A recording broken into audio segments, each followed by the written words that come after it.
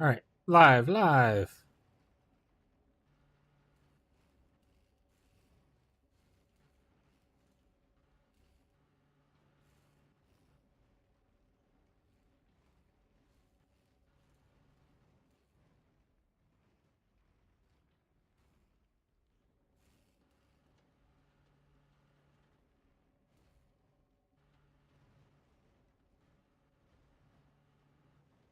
I see someone talking at least.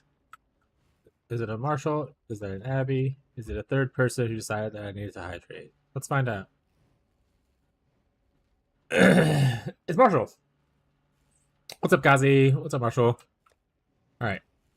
Um, let me hydrate first before I go into spiels. How are you guys doing today, though? Doing okay? I am exhausted. If you may notice, I have disabled the "Make Me Stand" button. Did not sleep well last night, and then we went walking in the park, and I'm a little sore and tired, so I'm not standing. You can't make me. We better no better if work wasn't crazy. I'm sorry, bud.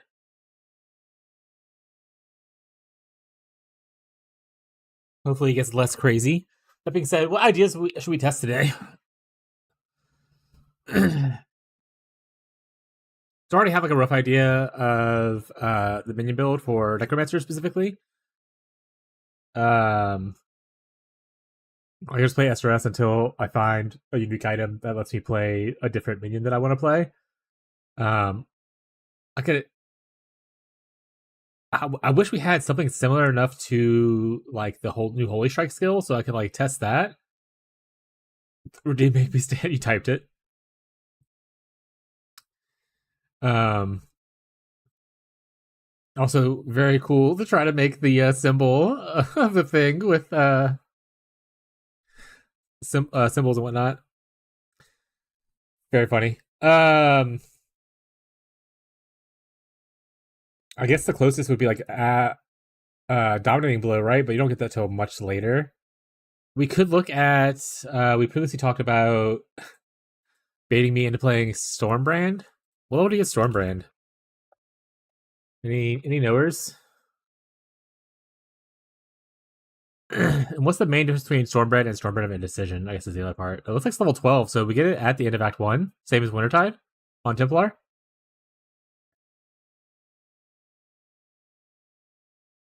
Cleave with a little lightning damage and living lightning support. Yeah, but that doesn't really. I mean, it pseudo does, right? But it doesn't really give you the minion damage scaling aspect of it. I guess you could just go into the spiritual aid stuff anyway, and then you're still benefiting the same as you would with the Holy Strike as well. It's kind of like similar. Yeah, it's not bad. All right. Difference between Stormbrand and Stormbrand of Indecision. Unlike the original skill, the transfer conversion causes brands to attach to near a new enemy after activating, identical to the same thing of the brand mastery, and only sends a beam to the single target instead of multiples. It has higher damage effectiveness, and faster activation frequency, but no damage multiplier against branded enemies other than the small amount from the gen quality.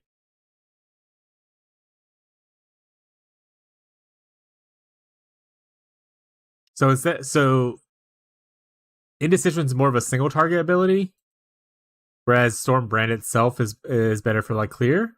Marshall, you play Storm Brand stuff. Is that accurate?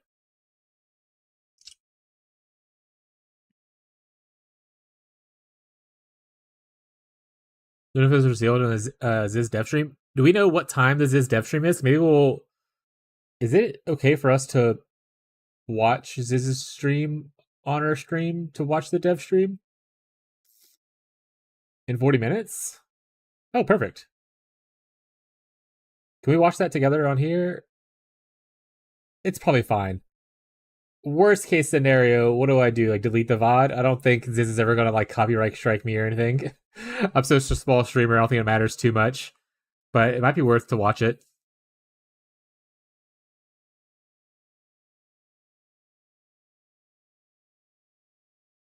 Alright, Stormbrand though.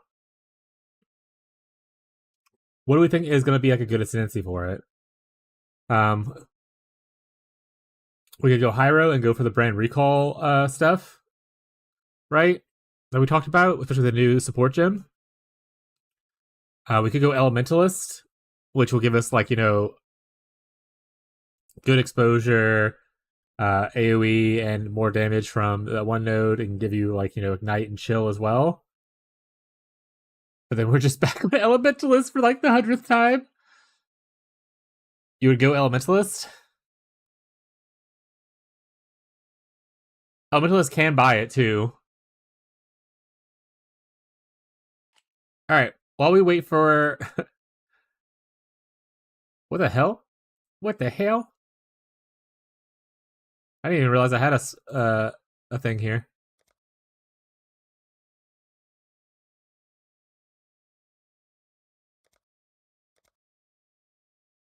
While we wait for 40 minutes, let's go ahead and try out some Elementalist Stormbrand stuff and see what happens.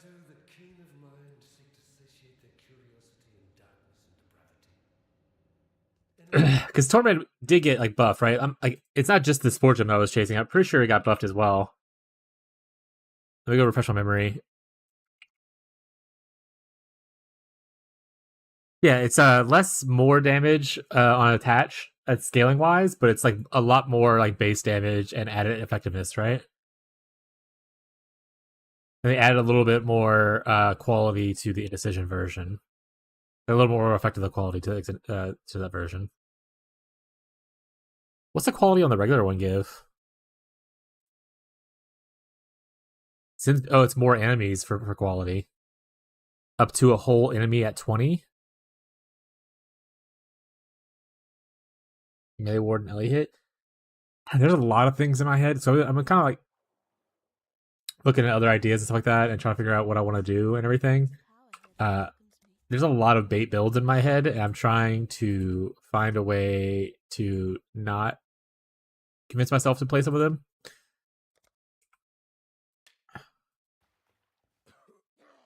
Like the amount of people playing Gladiator with the Asmiri shield for the Lucky Lucky block is very high.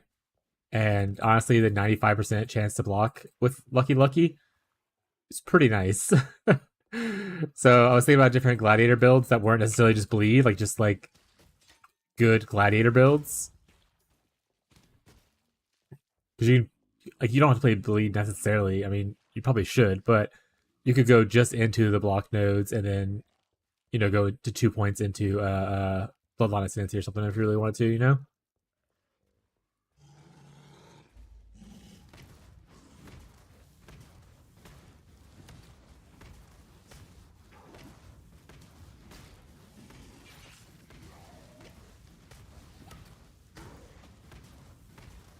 So typically I would definitely Mule from like Ranger to get momentum support. We're not gonna worry about it though. We're gonna be okay. I imagine it actually levels similar to Wintertide brand as far as just wanting to, rush to over here.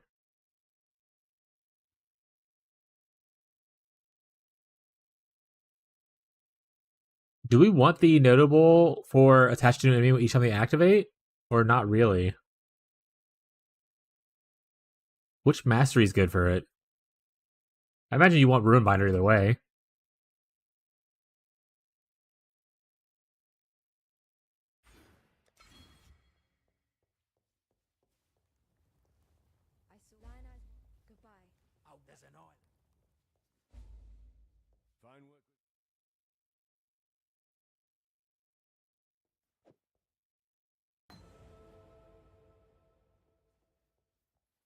Between a Herald sacking and a Golem sacking early on.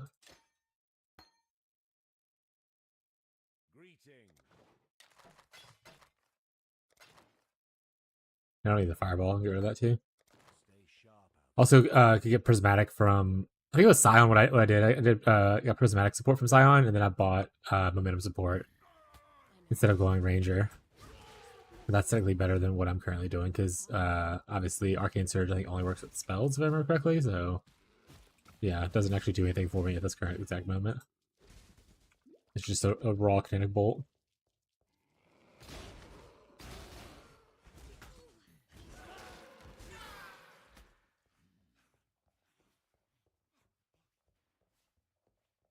How much closer now to the goal, lost golem effect? That's true. Because, I mean, we're Stormbrand, so we don't care about Chaos Golem as much, because we don't care about the damage over time multiplier. So I'm assuming we go Ice Golem for crit. I imagine you want to crit eventually with Stormbrand for damage scaling. If you go Golems. For Heralds, are you just going like Herald of Thunder, Herald of Ice? Do you also go Herald of Ash because fuck it swag?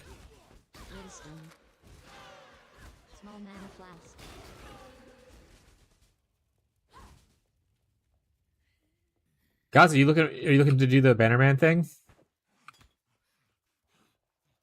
Gazi said, I'm looking to play Warframe until League launch, and then I'll figure out my life.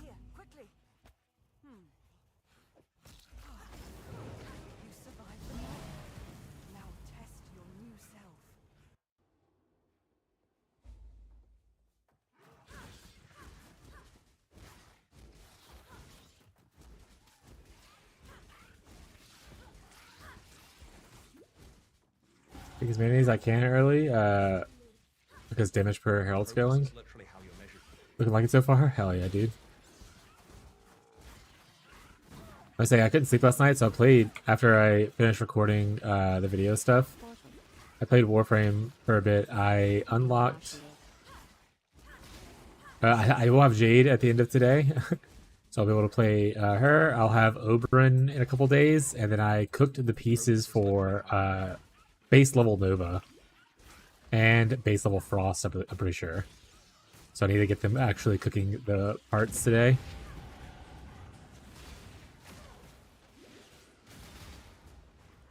This was a mistake.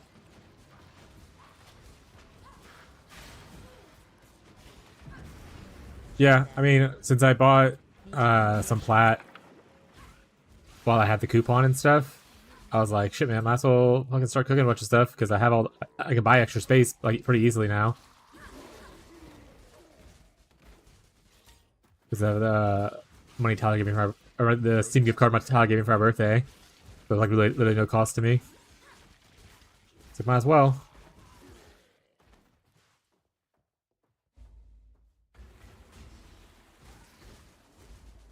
And originally I wasn't intended to do Frost. I was just like, hey, this is assassination mission. I wonder who comes from this assassination mission. And while I was clearing it out, because I was farming, I want to say it was Cirrus or whatever, to get some Orokin cells. And it was Frost. And I was like, oh, I remember that guy being mentioned.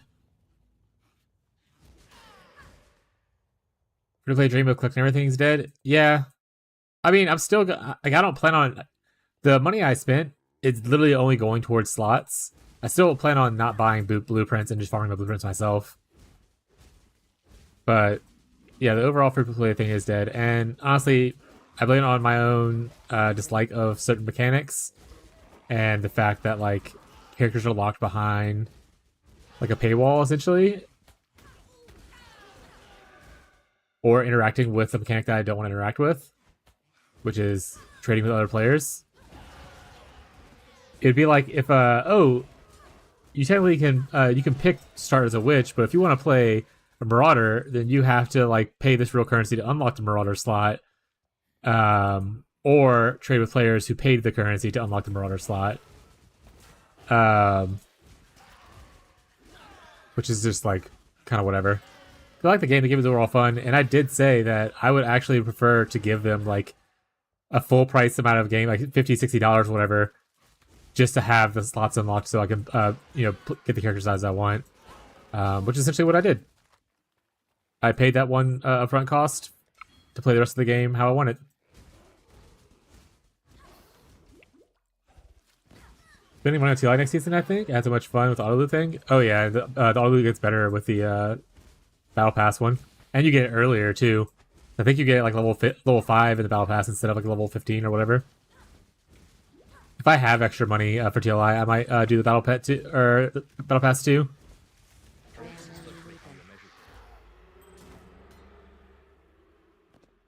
But we'll see. Just depends on funds and availability and whatnot.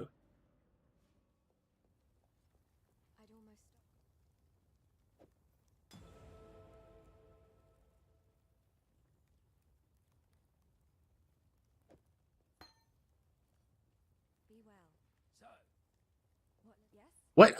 So obviously I wouldn't use efficacy and stuff like that. So I'm assuming we would probably use things like added like lightning. Assuming we get it at like probably level 8 on Stormbrand of Indecision, or sorry, on regular Stormbrand. Um, Arcane Search probably isn't the worst either.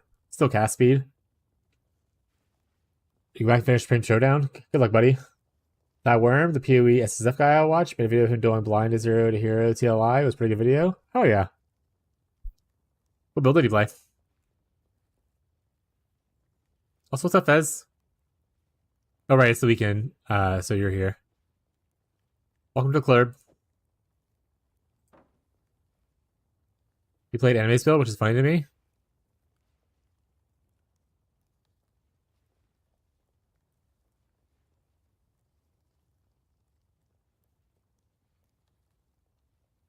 Young MC2.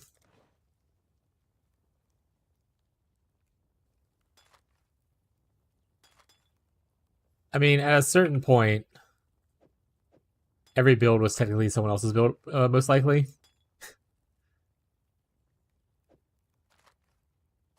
It's just part of life.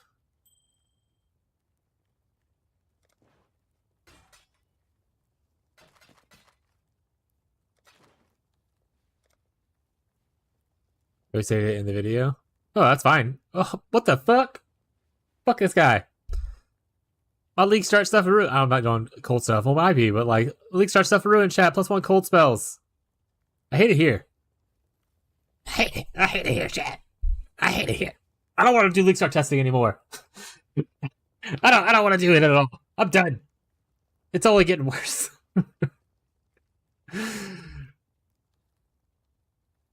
First tabula rasa, now this. All right, moving on. Hey, Teddy. Oh, I could have just got flame all from here, right? You're back? All right. We'll pretend that I got it from there.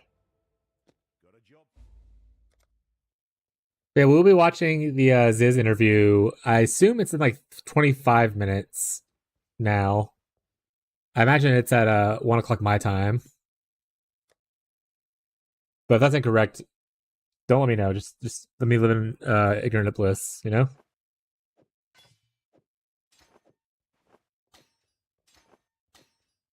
I'll eventually need triple blue. That's the issue with going like chance to poison.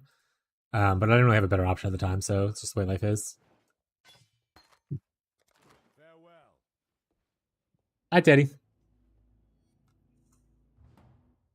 Come sit down, buddy.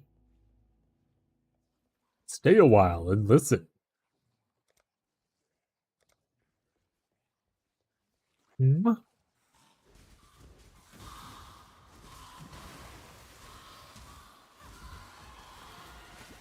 Transmutation.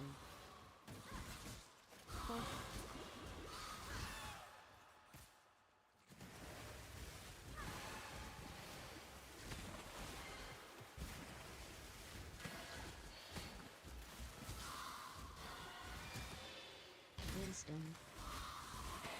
Ow. Teddy. Watch your kneading, buddy. Wisdom. Mana flats. So whether to go heralds or whether to go golems. Remember how you found a tabula during your test run? Yeah. What'd you do?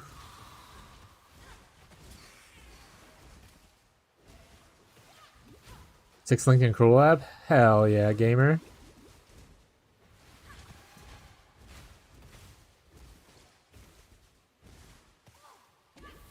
Now you gotta do that during league start and you're great.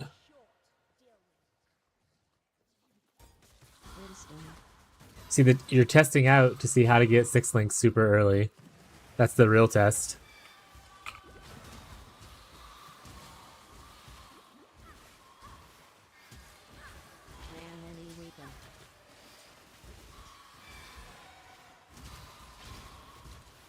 Honestly, yeah, I really need prismatic support with this.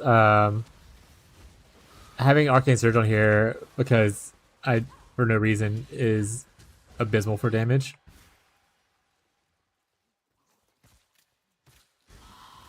Oh, did I cross the bridge already?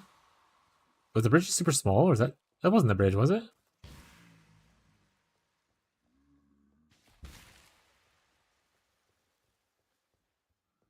Oh yeah, this might be it. It's just super small. Looking at my own stuff that would hey look in defense. Oh yeah, from back in the olden days. Does he does does he still give you six links and stuff like that in new betrayal? Torchlight.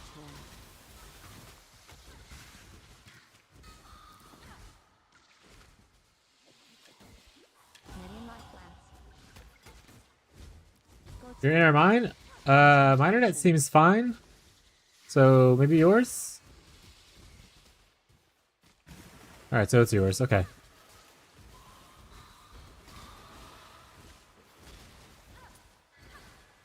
Don't you curse me like that, Ricky Bobby.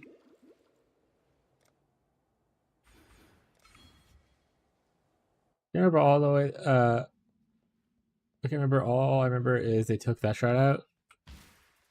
Yeah. Refreshed it and fixed it? Hell yeah. I say I haven't my thing hasn't reported any drop frames yet. Not saying it's not, but it hasn't told me it was yet, at least.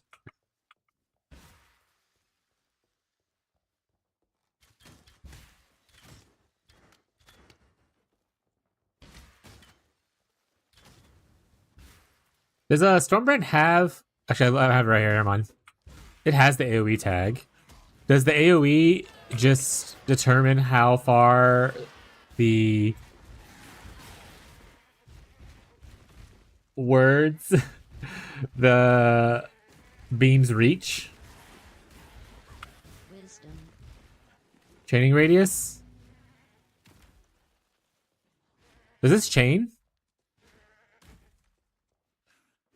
I'll be real with you, chat. I've actually never played Stormbrand, so I have no idea what this skill looks like. XD. Split? Pierce?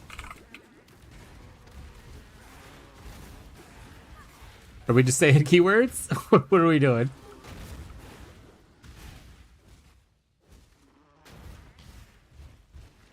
One point, so split, I guess? Yeah, so we think it's the beam length? Because it says it's it shoots out beams. Firing beams which deal damage to nearby enemies. So assuming that is how far it beams. Do you have Grindle? Oh, that's Gazi. That's for you, not for me. Sorry, I didn't see the Gazi thing. Isn't there like a new like combo skin thing coming out with like Grindle and another guy? POE1 boots.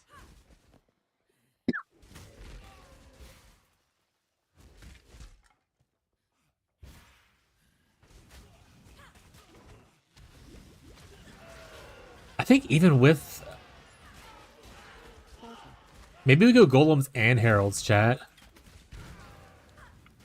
Instead of just one, we go both. I need it to Helmuth Nourish. I don't even know how to get them. I need to eventually build my Helmuth thing. I'm saying it wrong. I know I am, but you understand what I'm going for. What's up, Capri? How you doing?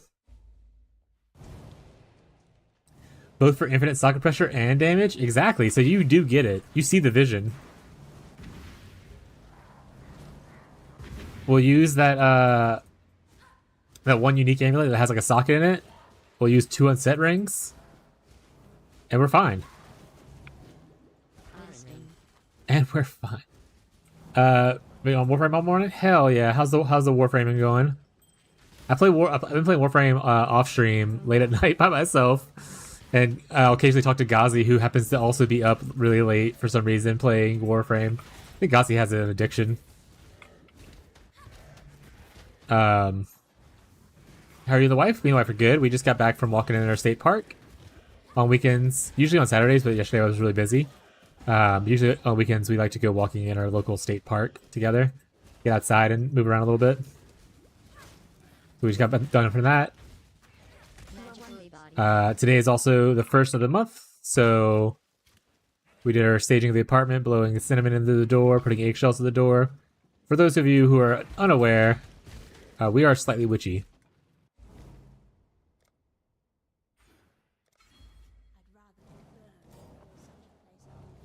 Gazi has the smiley face because I called you out for being up really late.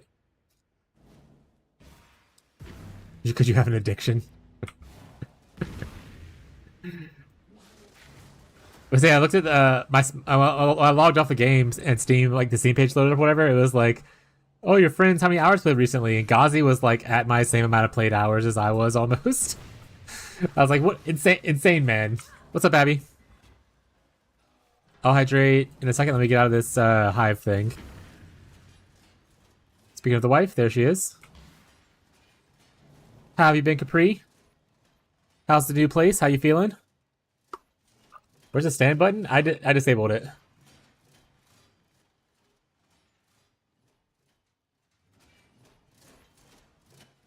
I went walking today and I didn't sleep all last night, so I don't want to stand. Put it back? No.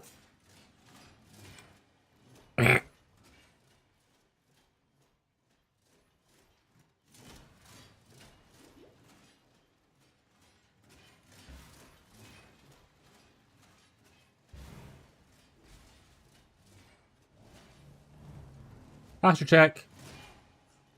Honestly, I feel like my posture is my posture is not the worst right now. Transmutation. So I don't want you to waste your points on it.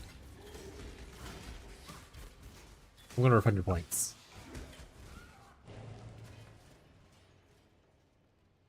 No. Too late.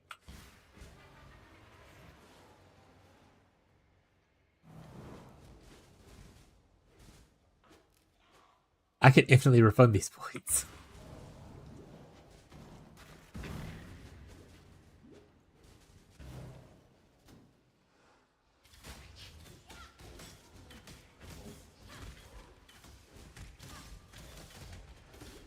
Yeah, I definitely want Prismatic if I'm going to level with Connect Bolt until end of Act 1.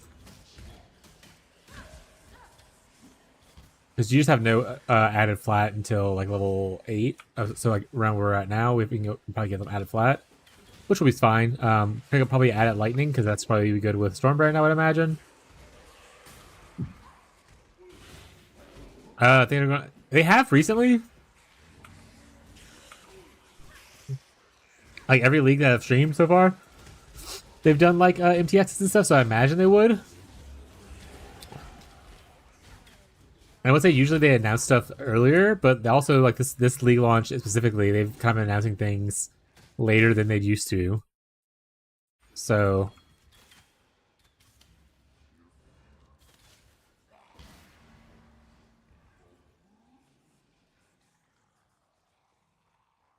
it could just be that they're gonna have to like this week leading up into the launch. But recently they've been doing like the whole like support a streamer thing where it's like 2 gifts for a portal MTX and then like, you know, the drops for just like watching people.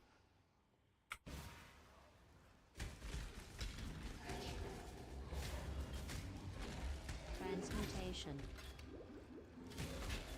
Transmutation. You're gonna do some sand pyramid things? Maybe.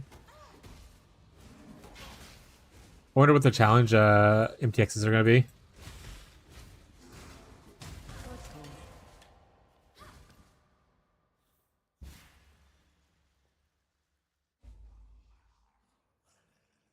Looking at you, I like the scroll one. I don't care for the other one. That was a little too evil for me. Not as girly pop as I would like it to be, but the scroll one's pretty cute. Unfortunately, probably not gonna be able to buy it because it's $90 and it's just not in the budget right now. But if I had money, I would buy the scroll one.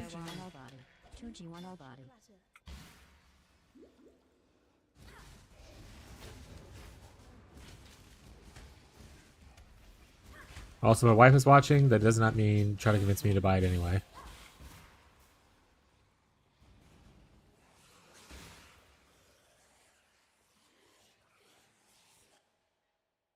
We're back Minotaur just one more time. Which one was the Minotaur?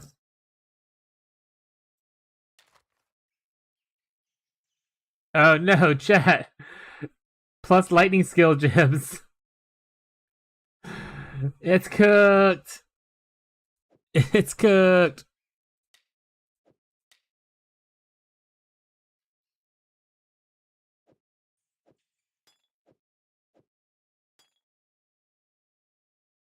When Shiver Elder came out?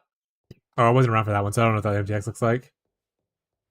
Like, if I played around that time, I definitely wasn't looking at MTXs and challenges at that point.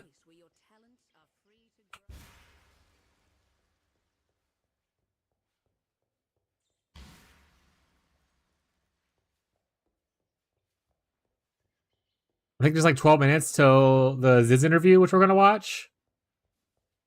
For anyone who's interested in watching the dev talk. Meridian Suda max rank. I'm working on those, but mine aren't maxed yet. But those are two that I am working on. Specifically Suda. I think Meridian is the only one that I don't automatically get relationships with. Whereas the other two, I get automatic relationships without doing much of anything. So I think I have to, like, get an emblem or sorry, a lens or whatever for the Meridian one. Because when I was looking at them, two of them were like allied. The other one was just neutral, right? So I'm assuming that's why it impacts who am I getting stuff with.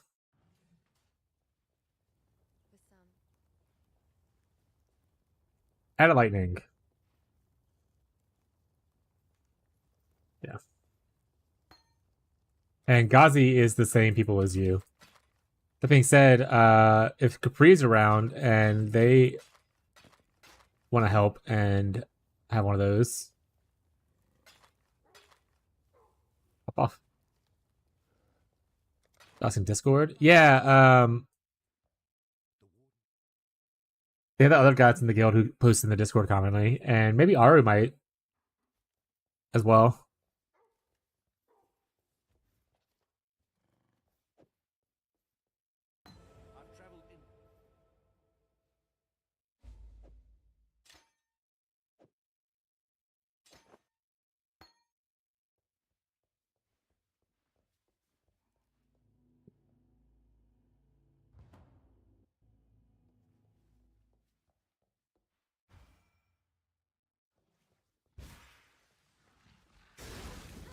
Better.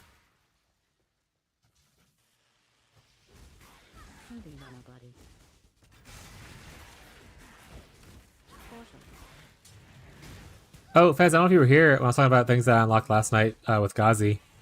But I cooked. Oh, actually, Chad, we're going to take a brief detour, actually. Because to Warframe to go cook my stuff. Because I got all the parts for non-Prime Nova last night, and I started them, so 12 hours, they should be good now. For me to go get Nova cooking, so she's done in 3 days.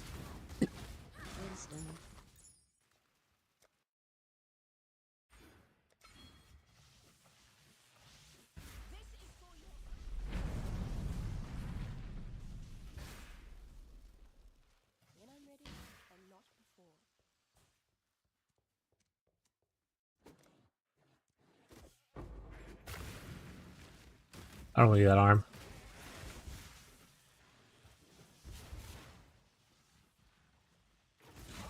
Actually, that arm's required to burn away things, right? What if I in a spot where I can't get through now? Whatever.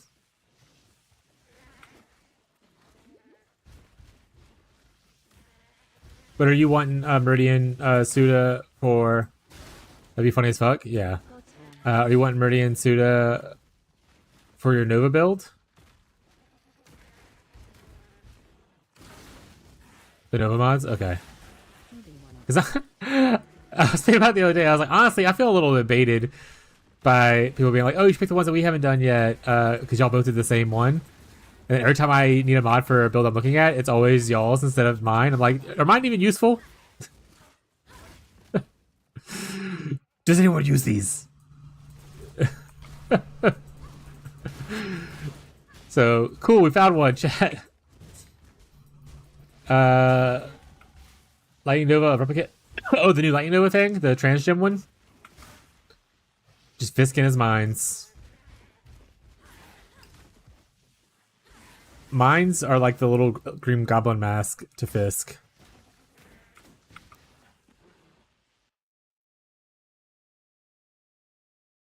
The first one came out. Yeah, if I were going off of vibes, which is what I usually go off of, I would have picked the ones that y'all had gone with because they seemed a lot cooler, more girly pop, more like, oh, we're just out for looking for knowledge, and we're so cool. Look at the chill water sounds of this one place. So that definitely would have been more of my vibe. But y'all both had it, and I was like, well, I'll pick a different one. So we do. And traps, not no, not those traps. Yes, those traps. We don't kink shame here, chat, unless it's something very questionable and highly illegal. Okay, it still burns away. That's good to know.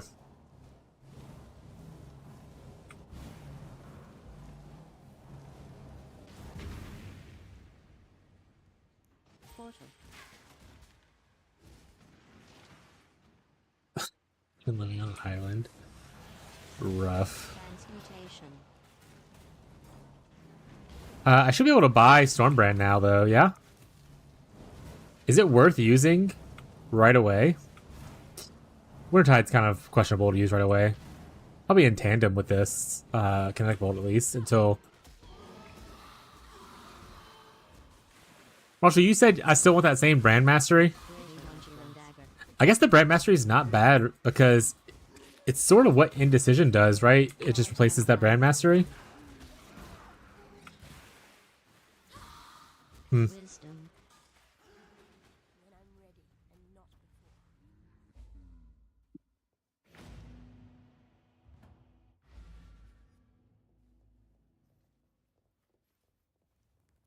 I do have levels and whatnot, so maybe. Arc? Creeping Frost Mines or Totems could be good too.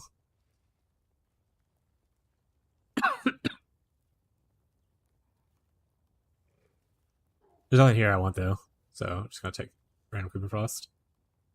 Or take this then.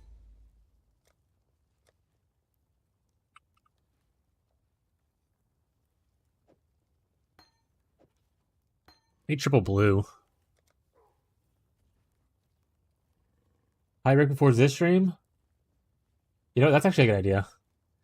I got brought up in a junk video this video. Stormbrand isn't used for its clear. It'll be fine since it's used for bossing. This stream is in 5 minutes. We're gonna watch the Ziz stream together for the dev talk for POE1. So actually, Marshall has a good point. I'm gonna run the restroom real quick. And then we're gonna come back and we'll watch the Ziz stream. And then we'll go back to League Start testing afterwards. So be right back, chat.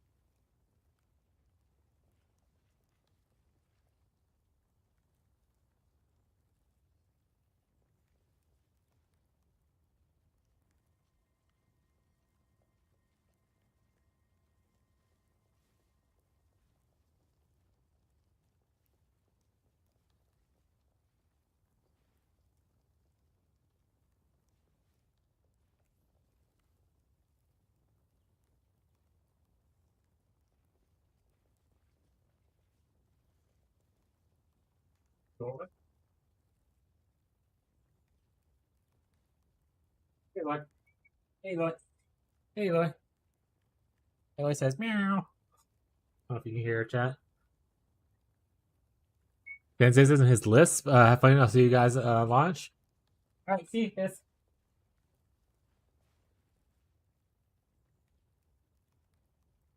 Oh. Hey, Slinky, how's it going? What's up, Frostbite? It's going all right. We're about to move over to watch the Ziz stream, I believe, because there's supposed to be a dev talk for POE right now in like a minute or two. But other than that, we're doing great. How you been, bud?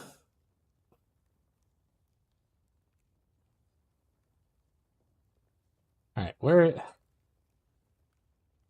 Huh. All right, let's turn off the music. Obviously, you don't want it playing while we're trying to listen to Ziz's stream. Did they already start, by the way?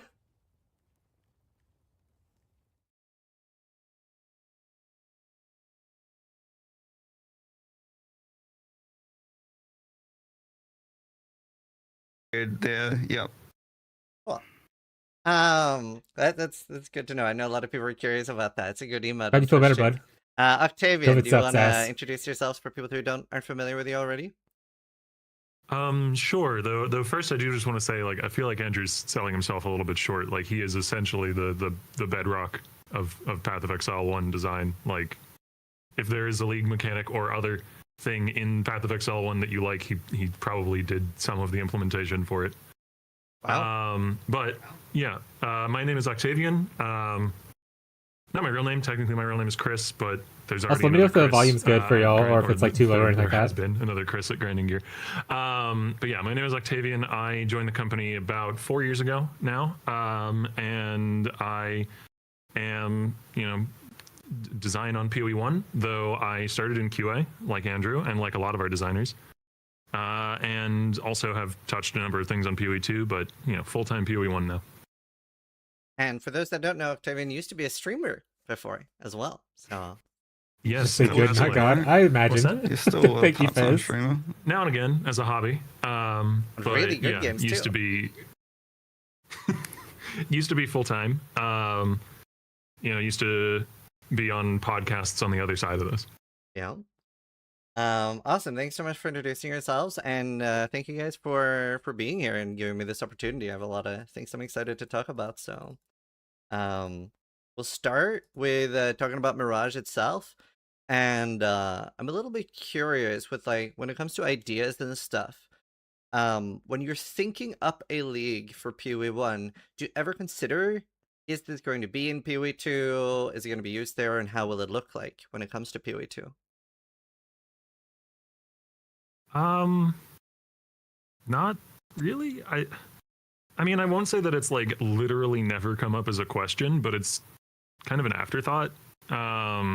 Like, yeah, I mean, in the case of Mirage, I pitched the idea originally, and that certainly wasn't part of the premise, no.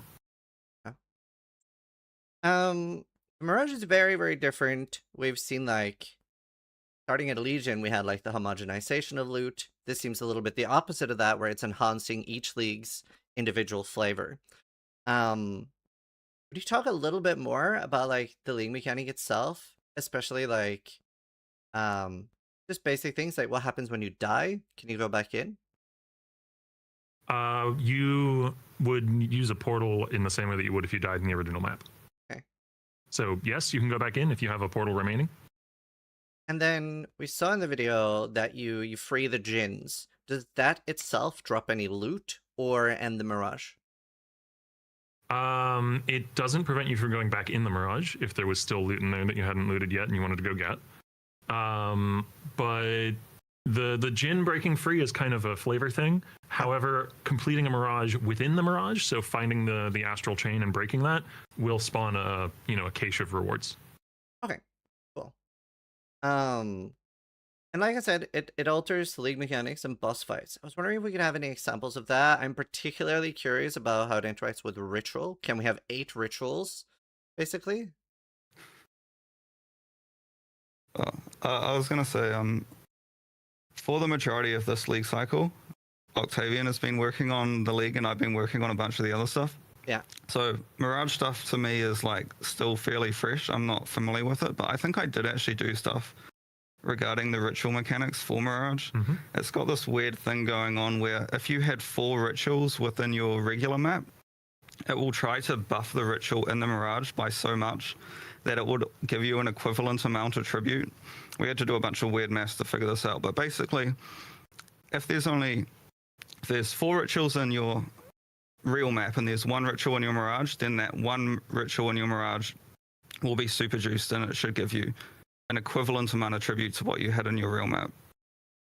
That's kind of cool. Wow. Okay, cool. I think asking for 8 rituals is Do you have any insane, other but the one examples juice that one you're sounds willing awesome. to share about like how it affects and changes league mechanics? That was a really cool one. What the heck? Yeah, that sounds cool as hell. Abyss is one where so often the Mirage area is much smaller than the original map, and an Abyss can path quite a distance. So an Abyss in a Mirage is often going to, if its pathing would have taken it outside of the bounds of the Mirage, it will instead just open up a pit and start spewing out tons of monsters on the spot. Oh. Okay. And speaking of Abyss, does it or how does it interact with anything like an Abyssal Pit, Syndicate Research, anything that has like a separate zone, whether it's a loading one or not? So what we term a child instance, which is what a Mirage is, it's a child of the instance that it was created in, cannot itself have further child instances.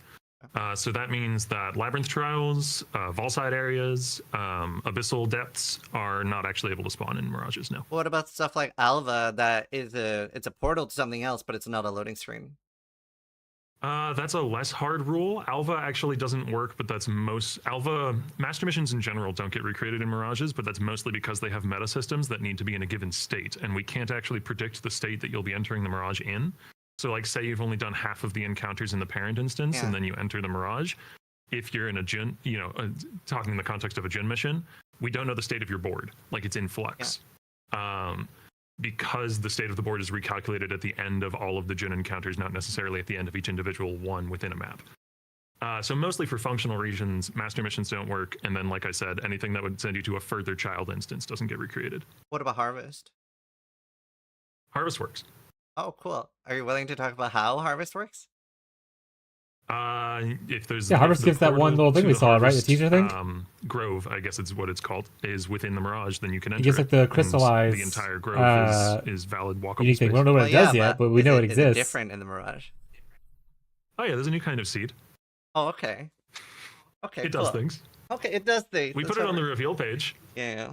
Did they say Jun doesn't work? Yeah, Jun's a master mission, right? So that means that Jun wouldn't work, I would imagine. Don't work. Do you want to expand more on anything else that like isn't workable? I think the only one I imagine because doesn't it goes with the whole like betrayal board thing. They don't know what state it is in, blah blah blah stuff, kind of stuff. In Mirages, there is a wish to add wisps though. Okay, and what about Delve? Does that get like changed as well, like the sulfide piles? That's master missions in general don't show up in Mirages. So he just said master missions. I'm curious, how does a Delirium mirror work? I would have to double check this because I requested it work this way, but I haven't looked at the issue in a while and it hasn't come back to me. But the intention is that if there is a Delirium mirror in the overworld that you interacted with, then there is one in the Mirage. Whoa. Okay. Like a new mirror instead of just being like a delirious area. Interact with the Valdo tier 17 maps from the puzzle boxes. You can do a Mirage in a Valdo map, but you won't get the reward again. Okay. So you'll be able to do content again, but not the like special. I can't get 2 Mage Bloods on one map. You can still be sent to the Void. Yes, it inherits all the map stats of the parent instance, and that is a map stat. So yes. Right. Does Nightmare maps and Originator maps have like both functionalities of the Mirage? Like, can you double through, void like, it? Small Mirage, or can you basically double the map like that type of Mirage? That is at odds with Originator maps, because the modifier that makes a map an entire Mirage map is taking up the same space as the modifier that makes it an Originator map. Implicit. And that's kind of purposeful because we wanted to have 2 different strategies you could be pursuing in the end game rather than just stacking every strategy on top of each other. Oh, what about Nightmare maps? Nightmare maps work with Mirages, yes. And even the like or doubling it? Like, well, so you could have like, I can't remember, or I actually don't fully know the fully name of it, but there's like, you said in the Q&A with Ziggy that you can do a full Mirage, right? Like fully Mirage a map. I don't see any reason that wouldn't work with the Nightmare map, but I'm not 100% certain without testing it. And that's How why do you Mirage a map? Well, that's why I was Like how curious you get about a fully asking mirage map? Mm. that. Fully mirage Dude, maps Andrew looks have like a he's chance gonna to kill drop from somebody. map bosses within a mirage. And he gives that So, energy. are you a little bit Answer Andrew's concerned question. that makes it back to tier 17 meta I don't again? know what it is. That you can fully mirage those, but you can't on originator maps. Well, you're not able to apply the Egan juice, the blobs, as have been lovingly termed, to them. So I think it should be fine, but that is a valid concern. Okay, well, I'm glad that's brought up at least and like thought about. That's definitely a concern. Another thing, we did see Cyrus in a mirage. Are you willing to share any other like large buses like that? Like, can we Who see the fuck is Ubers? Cyrus? Oh, he means Sirius? is it just There is a Witness one? wish that spawns. There is a wish, a relatively rare wish that is T16 plus only, that spawns a random feared member in your map. And my follow-up question then is, do they have their original drop tables? They can drop their uniques. Very cool. Oh, that's cool. Very cool. Oh and I'm shit, guessing Jared, that's thank you for the like, so if sub, it's called bud. I Cyrus, I'm appreciate guessing it. that's the normal We're watching version the of Cyrus, but not Ziggy, the or sorry, not Uber version. Ziggy, Ziz Dev Talk right now. Yes, not Learn more about the Uber. league. The version that would show up. But thank in you, bud. I Feared, which appreciate don't it. think is Cyrus the from Back No, but you can witness both, so I figured it was worth asking. Cool. So we have Mirage items are coming with like new uniques and the Coin of Restoration. Now, my question here is, we did have a sort of similar system with faded uniques from Prophecy, which altered, limb split into Cauterizer, where Cauterizer is just better than limb split in every way. Is this going to be a similar type system where the restored unique is just better in every way, or are they both usable for different purposes? I'm sure players will define a meta where some of them are more valuable or stronger than others, but the intent is that they are roughly equivalent. Now, given that they do very different things, it's kind of hard to match that intent. One will probably be a bit stronger than the other. Yeah. But no, it's not meant to be like this is thing A, and then when you use the coin on it, it's thing This is A. Daniel plus, and Cooler plus. Daniel Yeah, chat. They're meant to be meaningfully different and equally viable. Yeah, from what I've seen, they look like generally the two uniques are for completely different builds. So, for example, Rust Spider's like a poison themed sword, and then the fire equivalent is an ignite themed Oh sword. shit, another interview? Yeah, this is Fire the dot Ziz sword. interview. It just started like Frostbite was 10 the minutes internal ago. name for the You haven't learned too much new stuff. in the live stream. Other than just a little bit Well, about that's how good to the know. Mirage I like interacts with that. certain I like mechanics. that. Like, for instance, Alpha doesn't work with Next Mirage. up, I really want to ask None of the about leader, Space none of the Investigator, master missions which, do. Like, in a lot of ways is competing No, Einar, hard that with kind of or even stuff. replacing Mage Blood. Is it divinable? Like, can I divine Resistance Shrine to Massive Shrine?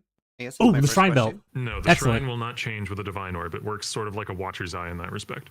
Awesome. And what shrines are we not getting? Obviously, Divine Shrine, I guess. You can't divine the belt. Oh, no, yeah, definitely not Divine Shrine. What about Echoing? yeah. I know I'm going to disappoint some people with this answer, but I don't really want to reveal the full list.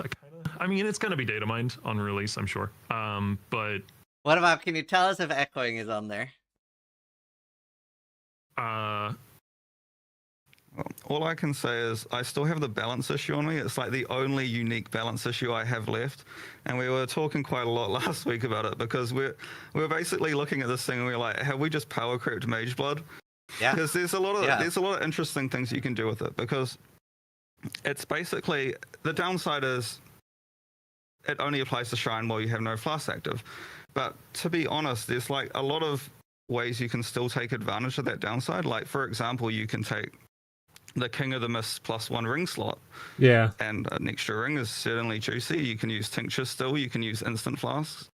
So the downside isn't as punitive as it may first seem on paper. And then if you look at what the shrines actually grant, like a ton of them grant completely cracked buffs. And you'd also, unfortunately, this is a little bit of a combo item because you're always going to be comboing it with something like the Gal. You might use Blunderbore, but basically you'd want to stack as much shrine effect as possible on top. So yeah, there's certainly, this item is crazy, and the balance is still in progress, and Who cracked a Fortnite, bro? it's Same. probably going to end up being giga rare for like very specific combinations. But Good. Yeah, there are crazy shrines on it for sure. I gave Andrew a problem. Awesome. No, I'm super excited. It does look super fun, and at least mage or the belt is a very competitive slot, right? So that is a good thing. Sure. Cool. Glad we got that. Don't nerf it too much. It looks super fun. Very big fan. Trade with the dude. Smile. Right.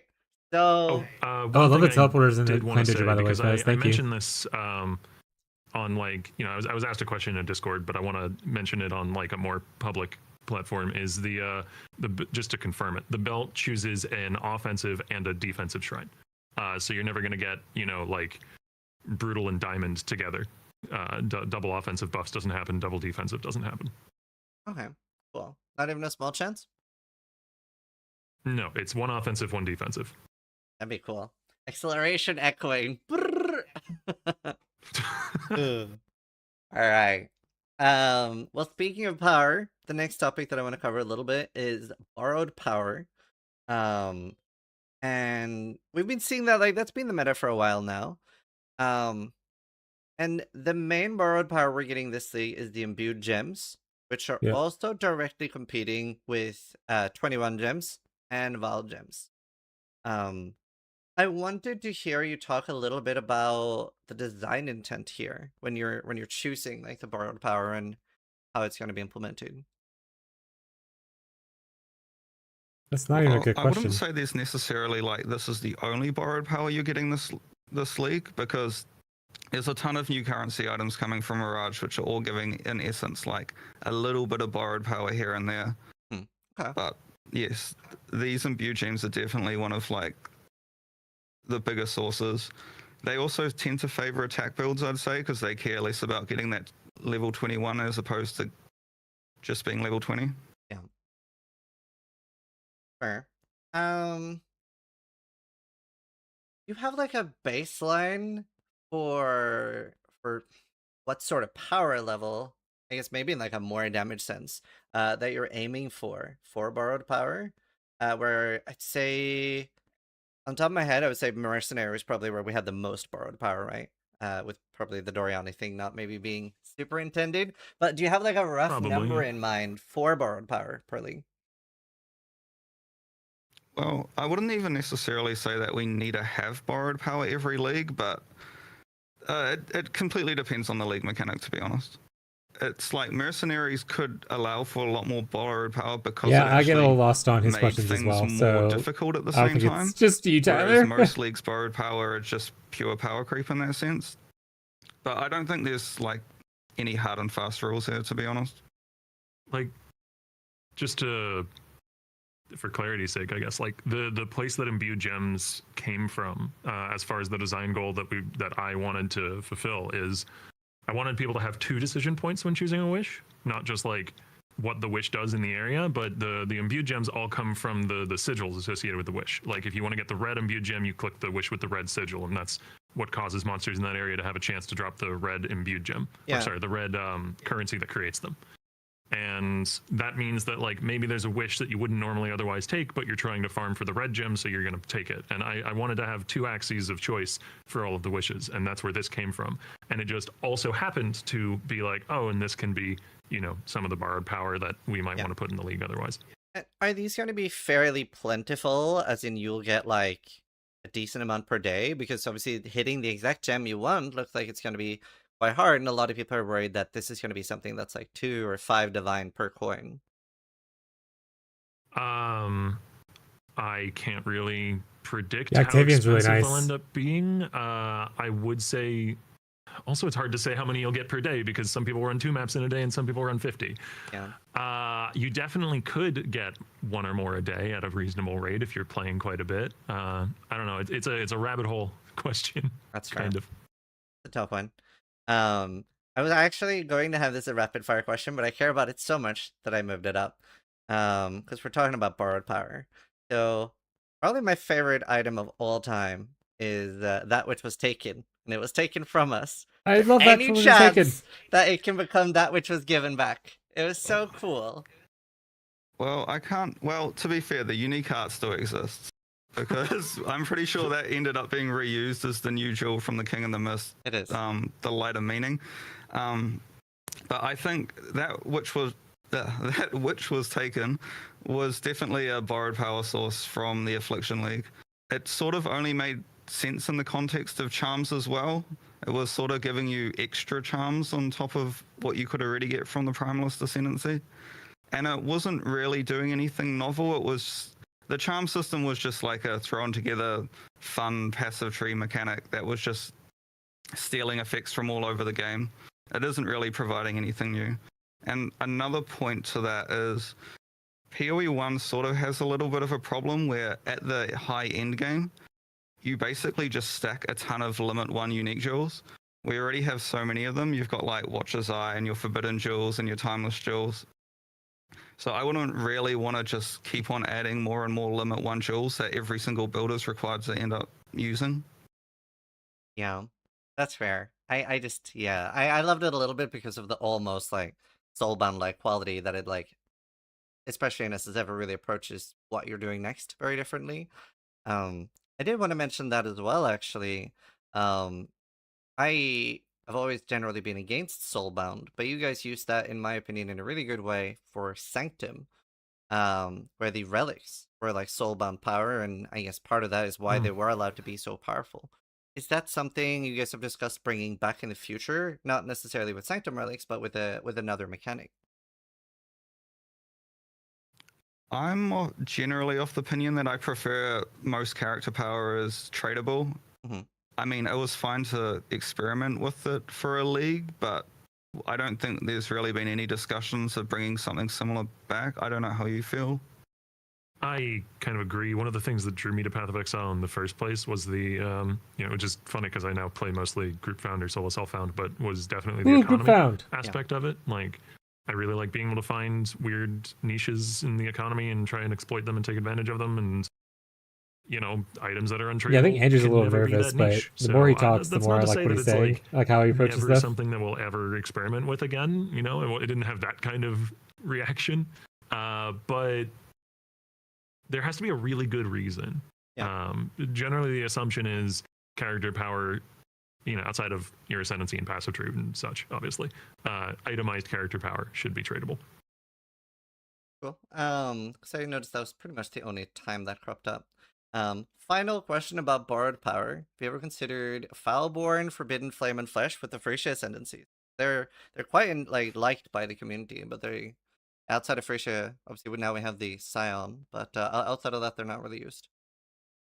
Yeah, I think the thing is, when we were coming up with the Frisian ascendancies, they were sort of just like what we could gather from all the other places in the game and throw them together and make a cohesive ascendancy out of that.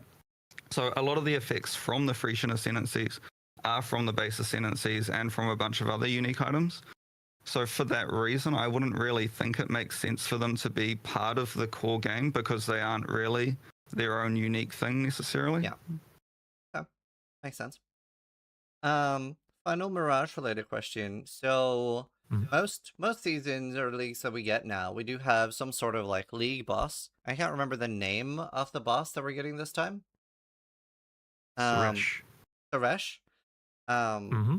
Yeah. So generally with bosses like these, they're at like quite a low power level compared to Ubers.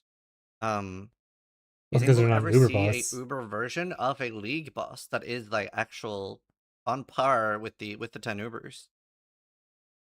We sort of did that a little bit in the T17 Nightmare maps. You'll notice that all of the bosses there are just like Lysair and Katarina and Utrecht and all that. But as opposed to like standalone Ubers that don't have any like modifiers in the area themselves, like I guess we could do that at some point. It would be a cool idea. Yeah, I mean, I'm not against it. I think though, what can often be lost is, in conversations with more entrenched and experienced players, is that Ubers are really hard. I know that, you know, people can definitely get builds to the point where they just like AFK stand and tank them, or they, you know, 4-shot them in like 10 seconds or whatever. But most players aren't doing that. And we don't necessarily want, you know, the new shiny league mechanic content that you know, less experienced player might be diving headfirst into to be something that is basically outside Yeah, of no, their I agree with grasp Octavian. entirely. Now that doesn't necessarily mean that, you know, we have the boss balance for the league mechanic bosses in exactly the right place. Maybe they do need to be a little tougher, but yeah. Also, Yeah, that's pretty much it does exactly what feel Octavian just strange. said, Marshall. I agree. And I can't come up with a good reason why it feels strange to me. And usually, one of the things I've kind of learned in design is usually if I can't come up with a good reason why I feel the way I do, that usually means I don't like there isn't one, and it's, you know, a subjective thing that I probably shouldn't hold on to. But it feels strange to me to introduce a boss and its Uber version in the same patch at the same time. Yeah, I do agree with that. Like, I feel like Suresh within the league should probably be a static difficulty, and then if it goes core later on, then yeah, we can do all sorts of weird things like Ubers. Yeah, I could see that. I guess I also thought of it from the point of view of, for example, like Exarch, right? You have the quest version that's like doable a lot easier, so that it is more accessible for people that are like getting there for the first time. Right, but you can Um, only but do that the might be quest like, version you know, especially one for time. advanced players, a little bit too easy. I was, yeah, just wanted to bring it up as a thought. I mean, to be fair, the other ones aren't bad either, but that was still introduced later as like a core mechanic thing, not as like a league start thing. Next, we're pretty much done with Mirage there, except for rapid fire questions later. But next up, I want to talk about game and skill balance, particularly starting with the league start meta. And I'd say endgame skills and stuff, like there's always something new that we get to play with. But league starters have been, with some exceptions, it's been pretty stale for quite a while. So I just want to hear you talk about that a little bit, especially a thing that's brought up a lot is just like things that are very little played, just give them a 20, 30, 40% buff. Like there are things that we don't really see used at all. I'm gonna say like It's- they've like nerfed and buffed things It's multiple something times that for the last couple I of definitely leagues. want to focus on more in the next few patches. I feel pretty strongly about it too, but it's also something you have to be really careful about, because for a lot of people, you know, leveling with whatever skill they've become really familiar and with leveling, you know, be it Caustic Arrow or I don't know, Poison Concoction, whatever. There's, you know, I can list a dozen different good leveling skills. Is very comfy, and it's like an easy way to get into a new league where maybe the end game has changed and there's a new league mechanic and there's a bunch of skill buffs and nerfs and stuff, and you know, you have this old reliable you can fall back on. So like, how do you make a leveling meta less stale while also making sure that there's still old reliables for people to fall back on if they don't want to have to approach leveling with completely fresh eyes because leveling isn't their most favorite part of the game, you know? Right. And I'm not saying there's no challenge, no changes that can be made, but it is a hard balance to strike. Sure, but that's a particular concern when it comes to nerfs, right? Like I think what a lot of people want is to see like a big buff to skills that are completely underused or hasn't been touched for a very long time. Not necessarily that you need to have everything perfectly balanced. Well, I would say that in the past couple of leagues, we haven't done as much meta balance as we've typically done and like historically. Like, for example, the focus this league was more we were doing a whole batch of like holy skills, so taking a close look at everything related to that like holy archetype that already exists in the game. So you'll see there's quite a lot of buffs in the patch to things like dominating blow and absolution and static strike and holy flame totem. So we certainly have touched a lot of skills. We just haven't touched all of them, of course. It's mostly a time constraint thing, to be honest. Like, I would love to be able to go through and literally just change every single skill in the game every patch. But from my point of view, I mean, this might be a failing, but I have very little loss aversion. So if Poisonous Concoction for some reason got deleted, I wouldn't care at all. I just want. It's a dangerous. It's a dangerous thing to say. But I love that personally. I'm attracted to the game because I like coming back Back each up is league cooler. and it Yeah, just I like feeling the back completely updates. different. I like change. Change is what I like. Same. So I would love to just be able to like massively radically change everything without any thought for the consequences of how people feel about if something's gone up or down. And Hell it's yeah. See, but you got to temper that with making sure there's, all reliable fallbacks for people to come back to. And it's basically like what Andrew said at the start of that, where like it really is just a matter of constraints. Like we have, GGG has a very rapid development cycle. numbers, We have 4 mechanics months on in Holy which Strike to right make all now. the changes that we want to do in the next expansion, and there was a lot in 328. We just didn't get a massive skill rework into it, but definitely it's something that's on our radar. Is it something that you think you could Also, ever it's do weird mid-league, that where you're just like, I don't what, care what these he's 10 saying right skills now. are getting No, 10% no. more but it's damage? weird that a content creator as big even as if it's just Ziz purely buffs, you end is up with complaining FOMO, about right? Because a people, stale meta say like, when I would have he started helps that. I would define have played that. I part would have of the meta adapted to the with like economy his differently. player I would have base. adapted to my strategy differently if Do something different. And like maybe if you Like you don't have made to really play insignificant necessarily changes, the that best, isn't the biggest case, but thing then why are you ever in the making world all the time. changes? There are plenty of viable skills in the Right, but these the changes league are start the with. same for everybody, so I don't think that You is don't have to too play the much same of an one you did issue. last league. Like- You could play another one. Yeah, no, maybe I'm overstating it, but I'm personally very cautious when it comes to mid league changes that actually change balance and content rather than just bug fixes and such.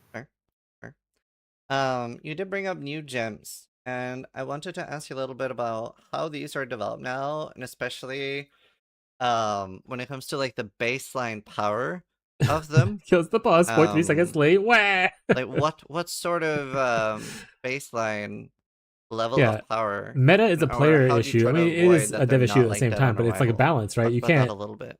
expect them to because well, look what I happened to can like sort of Earthshatter talk this league about how or a its skill is upcoming league. balanced. It was triple tap, and So, people for are complaining example, in about it this now, patch but they cycle, also don't want to Octavian have to play Earthshatter designed the again. majority of the holy skills. So like, basically, he'd make the skill, and then he'd give me an issue to it's just a sanity balancing check the between balance. So content how I'd go creation about and that typically developers and who's is guiding I the wouldn't even market. look at damage first. Damage is the last thing you look at for the balance of a skill. So mostly it's check that it's functional, Because influence over check that as well. that Yeah. what all of its interactions are, like support gems, etc. Figure out what Like all I the can scaling guarantee if you factors played are. Like, for Wintertide, example, it was like, this is does my it get league more star for damage if you Wintertide. scale up Wintertide numbers area would of go effect up. or multiple projectiles Not because or the skill duration, changed that and type it's of much thing. better, but his influence over it would increase it up. And then basically play tested at a variety of, well, I typically test in like early game, I'll usually test it like the docks in Act 3. And then late game, I'll probably be testing at like level 80 and like a Yeah. I mean, meta T10 is literally whatever So the content creators not are like doing. Because super duper in-game builds for like the these number at all, one meta, but like if you look at like the most played basically, skills I'll each just, league, and like, especially like mess league start, around with my damage it's until whatever I the feel biggest streamers are comfortable to playing. see if it, like, Not necessarily clears because that fine. is the coolest So, thing that was added or the best basically thing that get was all buffed of or anything the like that. crit It's just like, chance, hey, this area of streamer's playing effect, it. I want to be like all of Mr. those Streamer bells and or whistles in Mrs. place Streamer. before even starting to look at the And I want to follow damage. their footsteps and like learn how they did how they And did then stuff. after that, it's sort of like comparing to pre-existing skills is usually a good way to start, as in getting a baseline for the balance. And I will Yeah, say speedrunners that have the I highest with typically cold try out to set the Wintertide. Yeah, numbers a Two bit to higher just than really what worth I it. think is correct Or relative Tuat, to how do you say his name? pre-existing skills in the game. right. But again, he's not like the Like, largest content creator, for right? example, in the last set of He is skills we released, still small, even in Kinetic Fusillade compared to is like very strong Ziz in or my like opinion, Jungrone, and Fabulan, I that did kind of league stuff. start it, It is. and I might have forgot to nerf it this patch, but What I forgot. Are you starting it again? nah. right, listen to I'll what the be rest are playing saying now. something on the Templar for sure. Okay. Well, Oh, carry on. I was just going to say, just to give context to that damage last thing, it's not because it's the least important factor. It's because if you don't have all the other factors in place, then you can't judge the damage. Yeah. Because like, if the AoE of the skill does impact single target damage and it's not correct and it needs to be adjusted or changed, then it doesn't matter what damage you set at that point. If you go back and change something earlier in the chain, so to speak, now you no longer know what the output is. So you need to get all of the inputs correct, and then you can judge the output. Makes sense. With new skills, do you feel that Woo! with Kinetic Rain, we saw that it was very, very strong in the preview when Ziggy played it, etc. And then it later got nerfed. Are you ever worried that you're trying to be too safe so that sometimes new skills are underperforming a little bit because you don't want them to completely dominate either? No. Well, I sort of disagree with the sentiment that Kinetic Rain is a weak skill.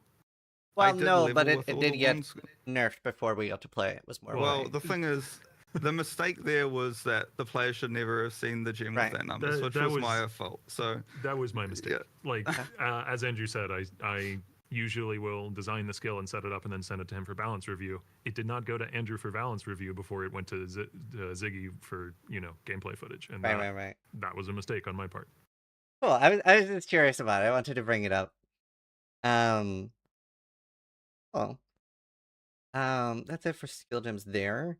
Can you ask cool questions? So I have an Ignite related question. So Defiled Forces was changed massively, and that did have a bit of a stranglehold on Ignite, where it was sort of like the correct way to play it. So changing that is good. However, that does put Ignite maybe in a lot of ways behind Same, other dot Gazi. archetypes. Do you have any plans to like rework Ignite now that Defiled Forces is gone? Well, it's more of a question of like, usually we don't decide what we're doing for balance like straight away.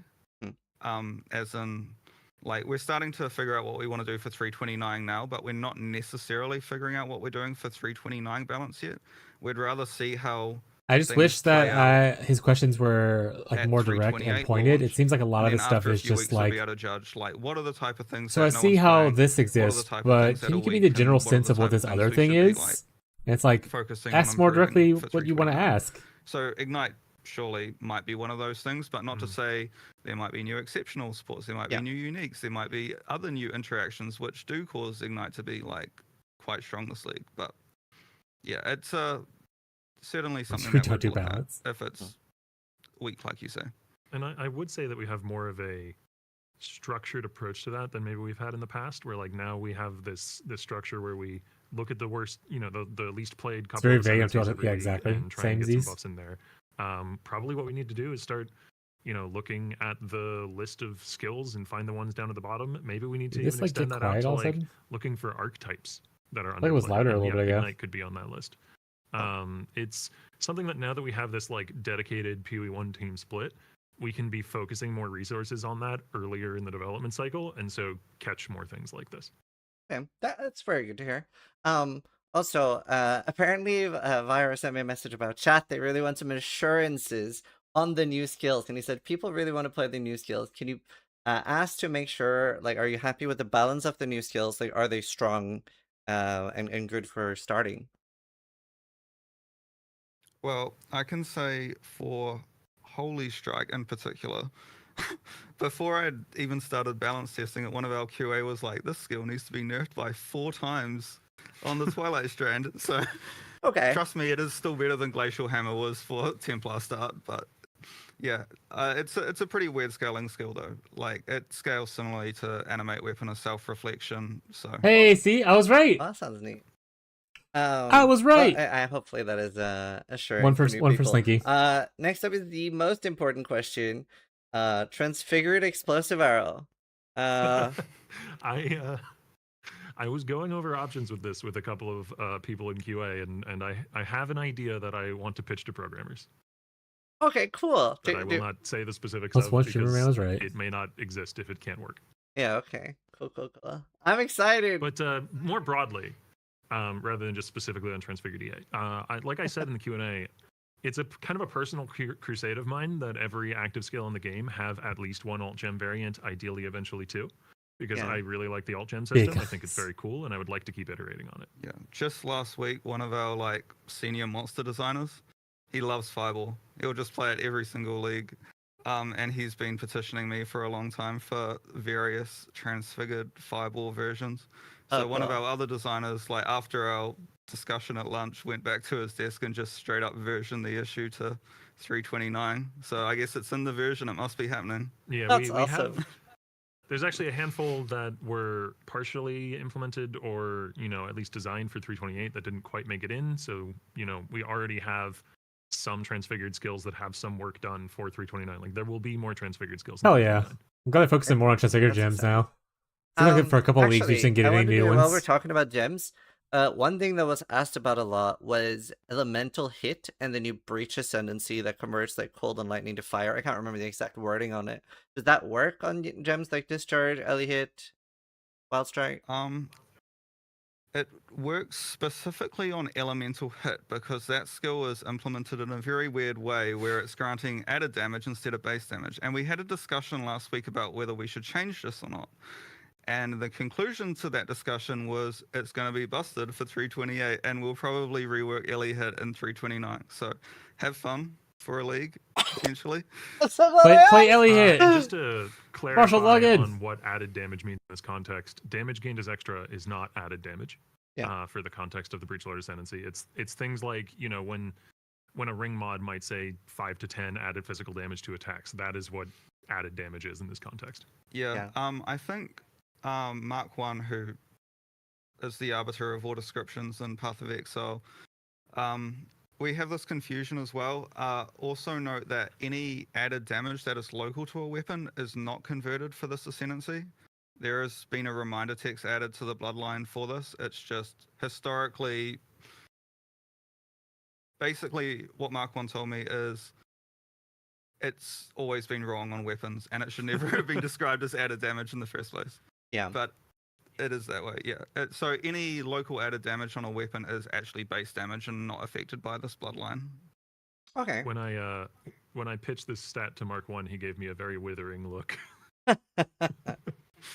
Yeah, I mean, especially with like new players, I've seen so many new players trying like Ethereal Knives or Blade Vortex with like adds physical damage and stuff, and I'm like, no. So yeah, I see the confusion.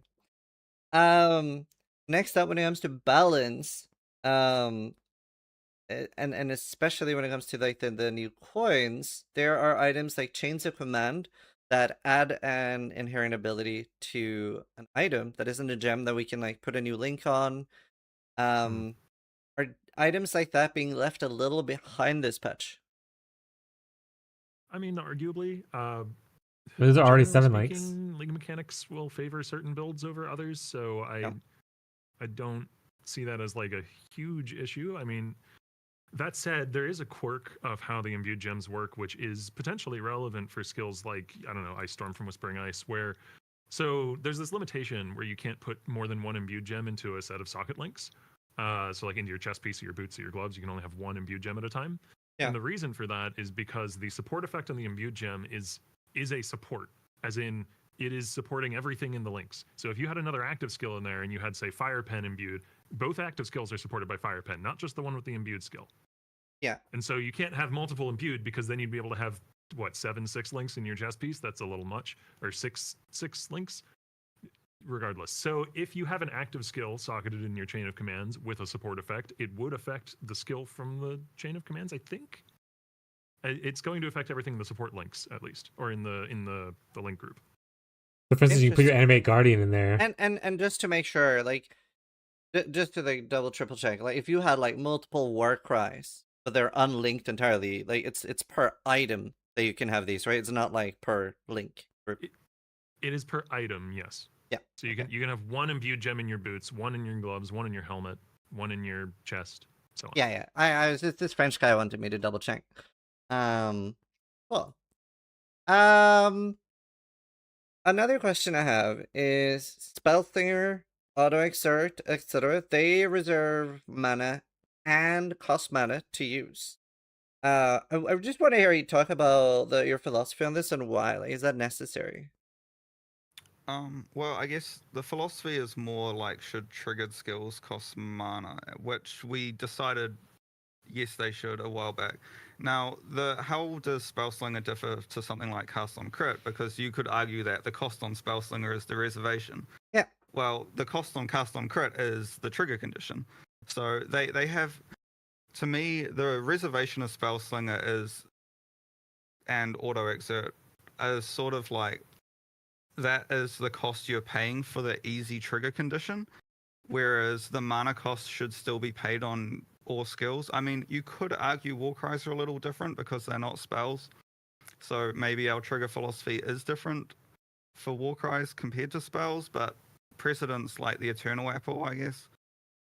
Right. Well, yeah, Warcries I could go either way, but I think for all spells you should be paying the cost for them. The big cost is also a gem slot, though, right? That is like, especially with how powerful gems are and the new ones, it's quite a lot of power there. Yeah, but I guess ideally the damage multiplier and the cooldown and the reservation costs on Spellslinger would all be balanced around that. We did make pretty big buffs to Spellslinger last patch, I believe, when we looked at wands. Yes, there was. But like, for example, something like Mana Force Arrows doesn't have a reservation; it only has the mana cost. Not that we want one. But yeah, it's a little bit hard to compare because you're comparing triggered spells to triggered attacks. Not to say that Mana Forged Arrow has a very unique cost. Its cost is spending mana, so that is its cost as opposed to just a straight up reservation. Yeah. Fair. Right. So Black Man for Arrow guard gets nerfed. skills It when needs it comes to more. balance. Obviously, last patch we had the breach hands and stuff, so that was interesting there. But they aren't something that's staying in the game. Those. So Same. especially Molten Shell and Arcane Cloak are very dominant there. Are there any plans to add more new guard skills or rework others?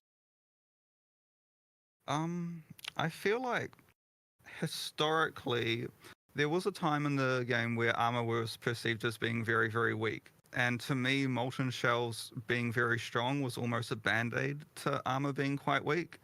And armor has Honestly, I haven't used Molten progressively Shell in gotten quite a stronger while. over I've been using time, Mortal and Call or Steel not to say Skin that it's more not, as my like, guard skill. super duper strong, but Yeah. Molten Shell has had a couple of nerfs, but it's still like, yeah, it's a perk of playing an armor build. But the issue to me is that it's sort of like, if you're playing armor, you should be using Molten Shell. Oh, I don't play Likewise, armor Arcane builds. Cloak is That's why. similar in the sense that one of the benefits for having, well, the problem with having Mind Over Matter or your entire mana pool is your defenses. You don't get to use as many defensive auras such as Grace and Determination and Discipline and all that. So it to me is like another axis for, this is part of the set of all things that make up a mana defense. Whether or not mana-based defenses or armor-based defenses are stronger than other ones, it's like, I wouldn't really be able to say either way, but it's more the case of, I guess, philosophically, should a guard skill be providing that much percentage of your total defense to your archetype? So, like, arguably what we could do is nerf Arcane Cloak and Molten Shell and then buff up armor and then buff up mana defenses, for example. Not to say that we will. I guess it just hasn't really been on our radar. I guess a lot of people guard also skills want is more an like. interesting design space, though. I'm not Yeah. like against making new ones. Cool. It's also I know a lot of Pretty people want like a cool. dex-based one, like more dex-based card skills. Yeah, I'm sorry, what would you be more it's evasive? a difficult design space though, because Give you it's elusive? hard to come up with ones that aren't just, shield bubble but bigger. Alright, But chat. there's I'm definitely gonna leave my stuff you headset could on do and there. I'm going to listen to the it's neat. interview, but I'm going Yeah, I wanna to think of be something back now. real quick. Yeah, maybe something with like using your spell suppression or something for your evasion. And speaking of gems, awakened gems are being sunset in favor of exceptional support gems. Can you talk a little bit like about like why the change, what this allows you to do? And also people are really curious if we still have regular GMP. A regular GMP or Awakened Yeah, like GMP? Just like clarifying. is it only awakened GMP now? Like, can we still get level 38 greater multiple projectiles? In Oh yeah. 4? So greater volley and greater multiple projectiles are the two greater gems that are still just in the regular drop pool. They haven't changed their location at all. I think we did rename lesser multiple projectiles to multiple projectiles then, Yeah. though. Yeah. People are Although very happy with that. Awakened GMP is sunsetted, we don't have a exceptional version of greater multiple projectiles. At all? Interesting. No. Well, yes. The design philosophy behind the exceptional gems is they're supposed to be like more transformative. So just adding an extra projectile to a support to me doesn't really scream as being like super duper transformative. There is an exceptional that was projectile, like Yeah. additional Oh, projectile yeah. related though, right? There are a few exceptional gems related to projectiles. Like I think there's a greater chain and a greater fork, and Yeah. there's specifically one related to spell projectiles. Yeah, there was one that was adding them. I don't remember specifically what it did though. Andrew did the exceptional support gem implementation, so I only have seen issues and know things in passing. Well, but is greater multi-strike not necessarily transformative, right? It is just more power than the original gem. Okay, well, yeah, this is where you're getting into a fine line, but Greater Multi-Strike is a little bit more transformative because you are committing yourself to an extra refeed. Right. Okay. The math on it is also a little bit weird because you start off from a lower baseline, but your final strike of your combo is stronger compared to the base gem. Oh. Greater Spell Echo has a similar thing going on, I think. Right. Well, can you talk a little bit about like the design philosophy for like changing these and what that allows you to do? Well, from like a rewards point of view, it allows us to basically give life to a bunch of bosses that may not have very valuable rewards. Not to say that all of these exceptional gems will end up being like 5 divine on trade or anything, but one of the nice things was just spreading it all over the Atlas and basically adding rewards to basically all of the in-game bosses that you do access through the Atlas. Another fun thing about them is you could start from like a lore first design a lot of the time. Yeah. Like you'd be like, oh, what is the King in the Mists themes? And it's like, oh, he's got a lot of chaos damage and curses and toads. So That's very cool. you can merge them all together and you can make a support out of that. Speaking of like of like adding loot, do you worry about Maven's loot table being slightly weaker now? And obviously like the witnessing bosses don't have that in the same way, or are you happy with where she is now? So from the witnessing boss's point of view, there are 2 very good rewards there that are sort of novel to that. So for example, we got rid of Cartographer's Chisels, but Maven Chisels still exist. So now Maven Chisels are relatively more valuable in my opinion, because previously that 20% quantity was something you applied from Chisels. Now it is inherent to your map completion. Yeah. But you can also get a Maven Chisel on top. So Maven Chisels, in my opinion, will be relatively more valuable for that reason. The other thing is the new Astrolabes are 100% drop chance from all the memory bosses, but they will also, once you have the Originator Voidstone for killing all of the Incarnation bosses, that will allow Astrolabes to drop from final map bosses in the Atlas. So Maven becomes relatively more valuable for farming Astrolabes because she adds more final map bosses. As opposed to Maven herself, I will say that, in my opinion, Maven has the most powerful exceptional support gem on her. Maybe the rarest as well, I think. Okay. And we did, maybe I'm wrong and I'm about to get Twitch chat mad at me, but we did keep Awakened, Empower, Enlighten, and Enhance, right? Yep. You did. So those were the 3 I think those are the only Awakened gems that we kept. Like, Yeah. Are they still called Awakened? Yeah. I think. Yeah. They're the only gems left that are called Awakened. Very So cool. Awesome. That's that done on that topic. So obviously I only found out 30 minutes before this podcast that we get to reveal Reliqurian. So maybe we do that now. sure.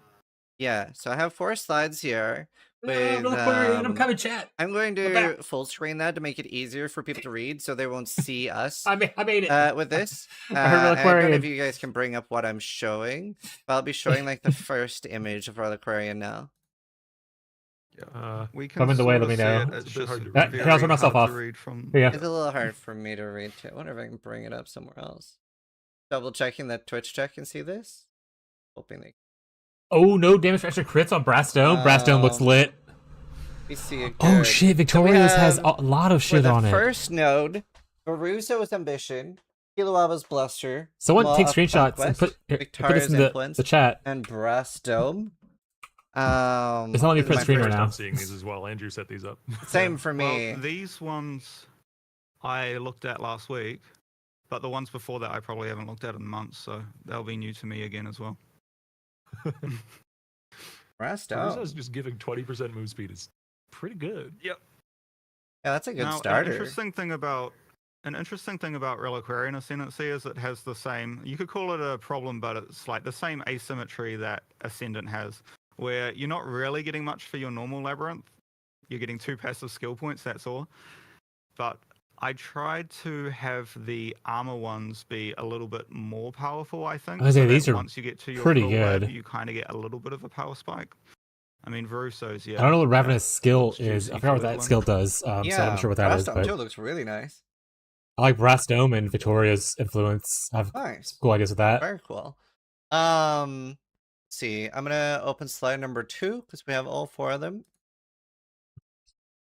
Princess That's did a get lot of the movement frenzy on speed so crit. far. Another More 10% movement here. speed. Jeff the Terminus Axe didn't get S the and gain a damage frenzy for charge on bleed over critical time. strike.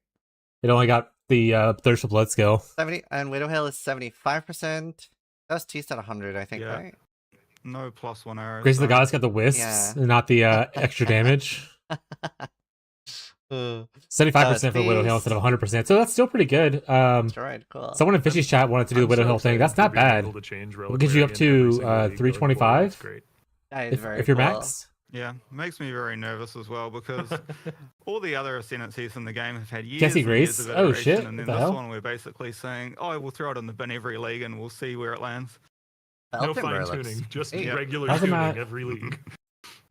That's very cool. Okay, let's show the third Grace one. is +2 wisps, sorry, and this is some wisp things. I'm not sure This- why. The top one. Spells fire 2 additional projectiles. Cannot continue after colliding. I have a picture posted in the in my Discord though for people who need it. Fez, Mr. Hail on Refractors. spell hit. 2 T gloves. Ata's teaching is very cool. +3 totems. Hello. Oh. Oh, interesting. Really interesting. Wow. I think Tatantiel is another already thing. cooking. Like, we can take uniques that, you know, maybe people don't really use too much in the end game because they Pale on don't come spell with other hit, stats though, they huh? want, or they're on a base they don't really want to use, and we can just throw their cool signature stat here, and now suddenly that's much more accessible. Yeah, Yeah. one of the original concerns with rolling Reliquarian or Scavenger into core was that it would sort of take away from the unique if you could get that special unique effect on the ascendancy. Yeah. But by having it that it rotates every league, I think we avoid that problem, which was part of the reason why we want to try the rotation. That is very cool. See the last one, the one with the Widow belt Hill, on it. yeah. Widow Hill's at 75%. Burden It's not of bad. Truth. I don't think Mage Blood's there. No mage Nah. blood. Not no this Mage Blood, patch. sorry. Not this patch. Maybe Level next 30 patch. purity of elements, huh? And reservation? Fear of Jesus. Purity. Wow. I had to get that one nerfed, and apparently that's like bonkers and ruthless. I believe it. Yeah. I believe it. Hey, Wow. Warp Tide Piece got the Warp Tidepiece one's 100%, one that full seems most 100%. dangerous to me. Yeah. That's a spooky stat. Oh, I didn't take a picture of this. Sorry, What's I've been Armor from body armor. Yeah. just looking at Very everything, not good with taking a picture. those. Oh, I can't remember the name. The Delirium boots. Yeah, Beacon of Madness. Yeah. Oh, true. Tremendous. Okay, cool. Well, thank you for letting us share that. That's very neat. Cool. I'm so excited for the fact that it's like a rotating ascendancy. I do love that. It'll be something a little bit fresh, like every league. I mean, on Um, sort of a broader level, I think one of Path of Exile. Yeah, Warp Tide Piece could be nuts, especially with the Delirium Ascendancy. Modular systems we have that we can iterate on every expansion. Like a you Beacon know? of We Madness have boots. Bloodlines, we have Transfigured Gems, we have, you know, now Reliquarian changes every single time. We have tons and tons of systems like that, so that we have the new content we add, and then we can also just iterate on all these systems a little bit, and that helps have more new exciting stuff for all the different kinds of players who might be coming back. Yeah, all the Right. screenshots I posted Yeah? into the No, POE1 I'm- news section I on the even have Discord another for those question who about that later. did get screenshots or want to kind of like look at it later. Okay, so some more generic topics. League rewards are moving more to leagues. And I mentioned this at start, but we have things like fossils, clusters, abyssals are mostly removed from non-league content, right? It's like fossils are only found in Delve. Are resonators and fossils, are the drop rate buffed to compensate on that? Because, for example, Legion was a big source of fossils for a lot of us.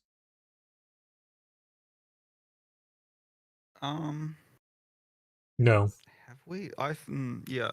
So at the moment, we're just stripping fossils from everywhere. We weren't really compensating any of the rewards. We were just like, fossils should be exclusive to Delve. So I guess what happens when you do strip out fossils from Legion is all the other rewards can become more common as a result. So whether or not those other rewards are more valuable than fossils, it's like, yeah, not sure. Right. I'm just concerned about 20 to 40 kills per dense fossil. Well, the primary goal was to make some of these mechanics that have had their rewards diluted. This is a more buff. valuable. Oh, alright, okay, we're back on. You know, a common complaint that I've had and that I've seen a lot of people in the community have is that delving doesn't really feel worth the time unless you're at like giga deep depths, and even then I've seen people say it doesn't feel worth the time. So Are you filthy delvers? if a pristine That's fossil right, is worth Fez. 8C In the private each, league, you want some isn't that fossils? You gotta come gonna help talk to address that? me, huh? Yeah, it will a little bit, but it does also. That it said, does- I'm being kind of tongue in cheek. Like I can see the other side of this, where particularly people playing in solo self-found might find it a little frustrating to farm up enough fossils to do their crafts. So like, I am also fine with taking an eye towards delve and potentially Hey, Yeah. you know, old buffing man, some of the old rooms man, that yeah. you know, taking some of the rooms nobody will ever bother with and replacing them with better ones, buffing some of the rooms. I just don't know how much of that we have time for in the next 3 days. Right. I guess the primary concern is Delve's power compared to essences and other things, right? Like if the and recombinators and still the Genesis tree, even though it can't make weapons, if it's like super far behind and it's not worth for a player at all to delve at, let's say 150 to 300, which is what most like average players aren't really getting past 300. That is a concern. I'd be surprised if delve isn't significantly more valuable to do in 328 though. Yeah, I also wouldn't be I'm gonna say, against like, increasing the number of fossils. if the you get crafting from is worth that delve much at and the you same don't time. want to do it, then go learn Like, delve. You make a decent amount And on that is something that fossils. we can do relatively quickly. So we'll Okay, cool. probably discuss that directly after this. Nice. Glad I brought it up. What about so everything like fossil incubators and delirium orbs are gone, right? Well, yeah, I mean, I know Legion and I hate Legion. I just choose not to use the Um, Legion stuff. That's- I'm not actually sure. There's about other that things one. to craft. I'll Like, need to obviously, check Dense into Fossils this, is a to be cool honest. way to craft. And then In your But you could initial just craft question, you using, said like, cluster Reforged of Defense and fistulas. Harvest, I mean, right? that is something maybe we'd eventually want to do, but they Or, haven't gotten as extensive you know, treatment in essences this and regard as stuff. Yeah, fossils. I think we only removed it from King's March mapping and Tujin, and the primary reason for that is no, they haven't actually been removed at all. I think they were removed from Tujin, but Which are love from fossils, King's yeah. March mapping, I think we level capped them at 83 because we want item level 84 Abyss to not Abyss Delirium cluster jewels to only be coming from the appropriate Delirium content. Feels very cheap to be getting like an insanely valuable Yeah, I jewel agree. from like a King's March shipping or mapping window. And Yeah. this is something that I feel really strongly on, that it's incredibly important to the health of the game's economy to have special A reason rewards to from do certain be mechanics, yeah. sequestered to those mechanics where I possible. agree with Gazi. Like, I like That is TLI at how, odds like, with oh, I making need this new thing, I things have to feel farm this rewarding kind of and cool, content right? to get this So thing. like you have to balance that. There's some it's extent really where, easy like, it's just cool to take share, like, stuff some people loot, already want, but put there it in a should new feel thing, there like you go. doing a mechanic is But valuable that's, you know, that's a bit of a cop out, and and has, like, a purpose beyond just, like, it's a I hard like thing the to do, but it mechanic. should be the case that every mechanic that is added has some distinct and new and cool thing that it can be specialized at. So that, like, the reason this is important is because of what we saw in something like Affliction League, for instance, where you had maps that were printing oodles and oodles and oodles of loot. But fossils were still worth something in Affliction League because you couldn't use the broken overpowered strat to print them.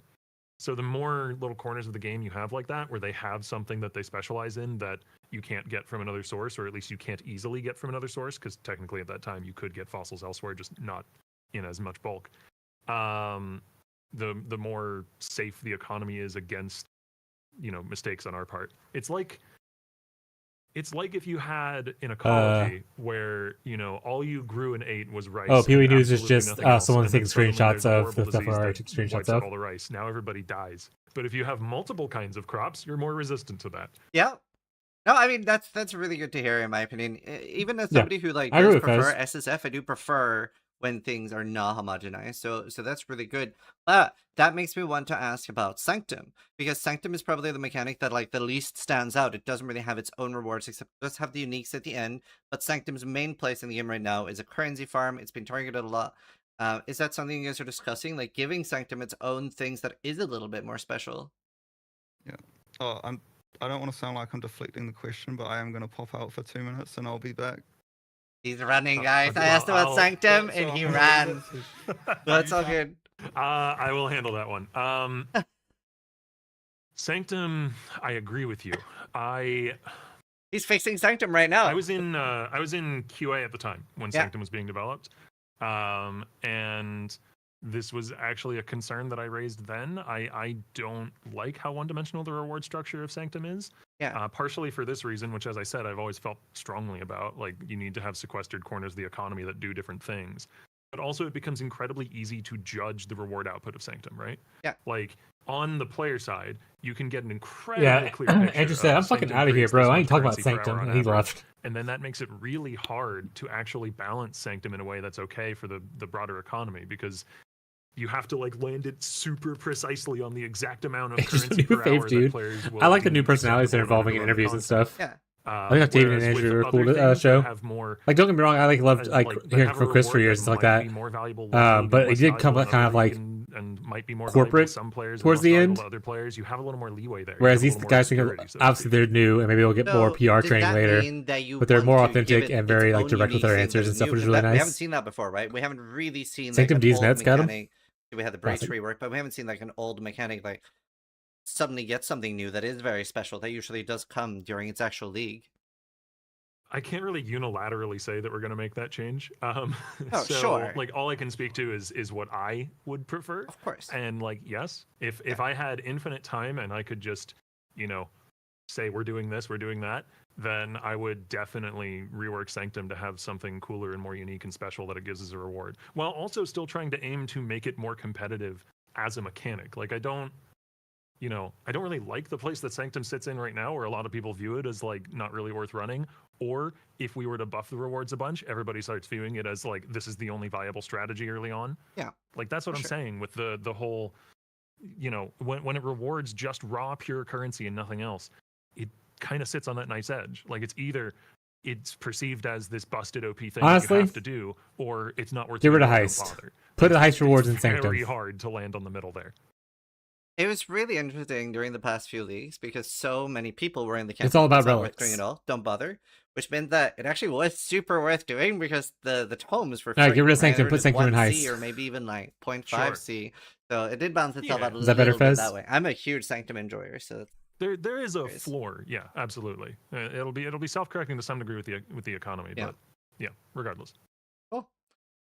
Speaking of the economy, we have instant trading, currency auction house. I have some questions about that. First, there were a lot of concerns about Faustus being added to the core game and instant buyout and stuff.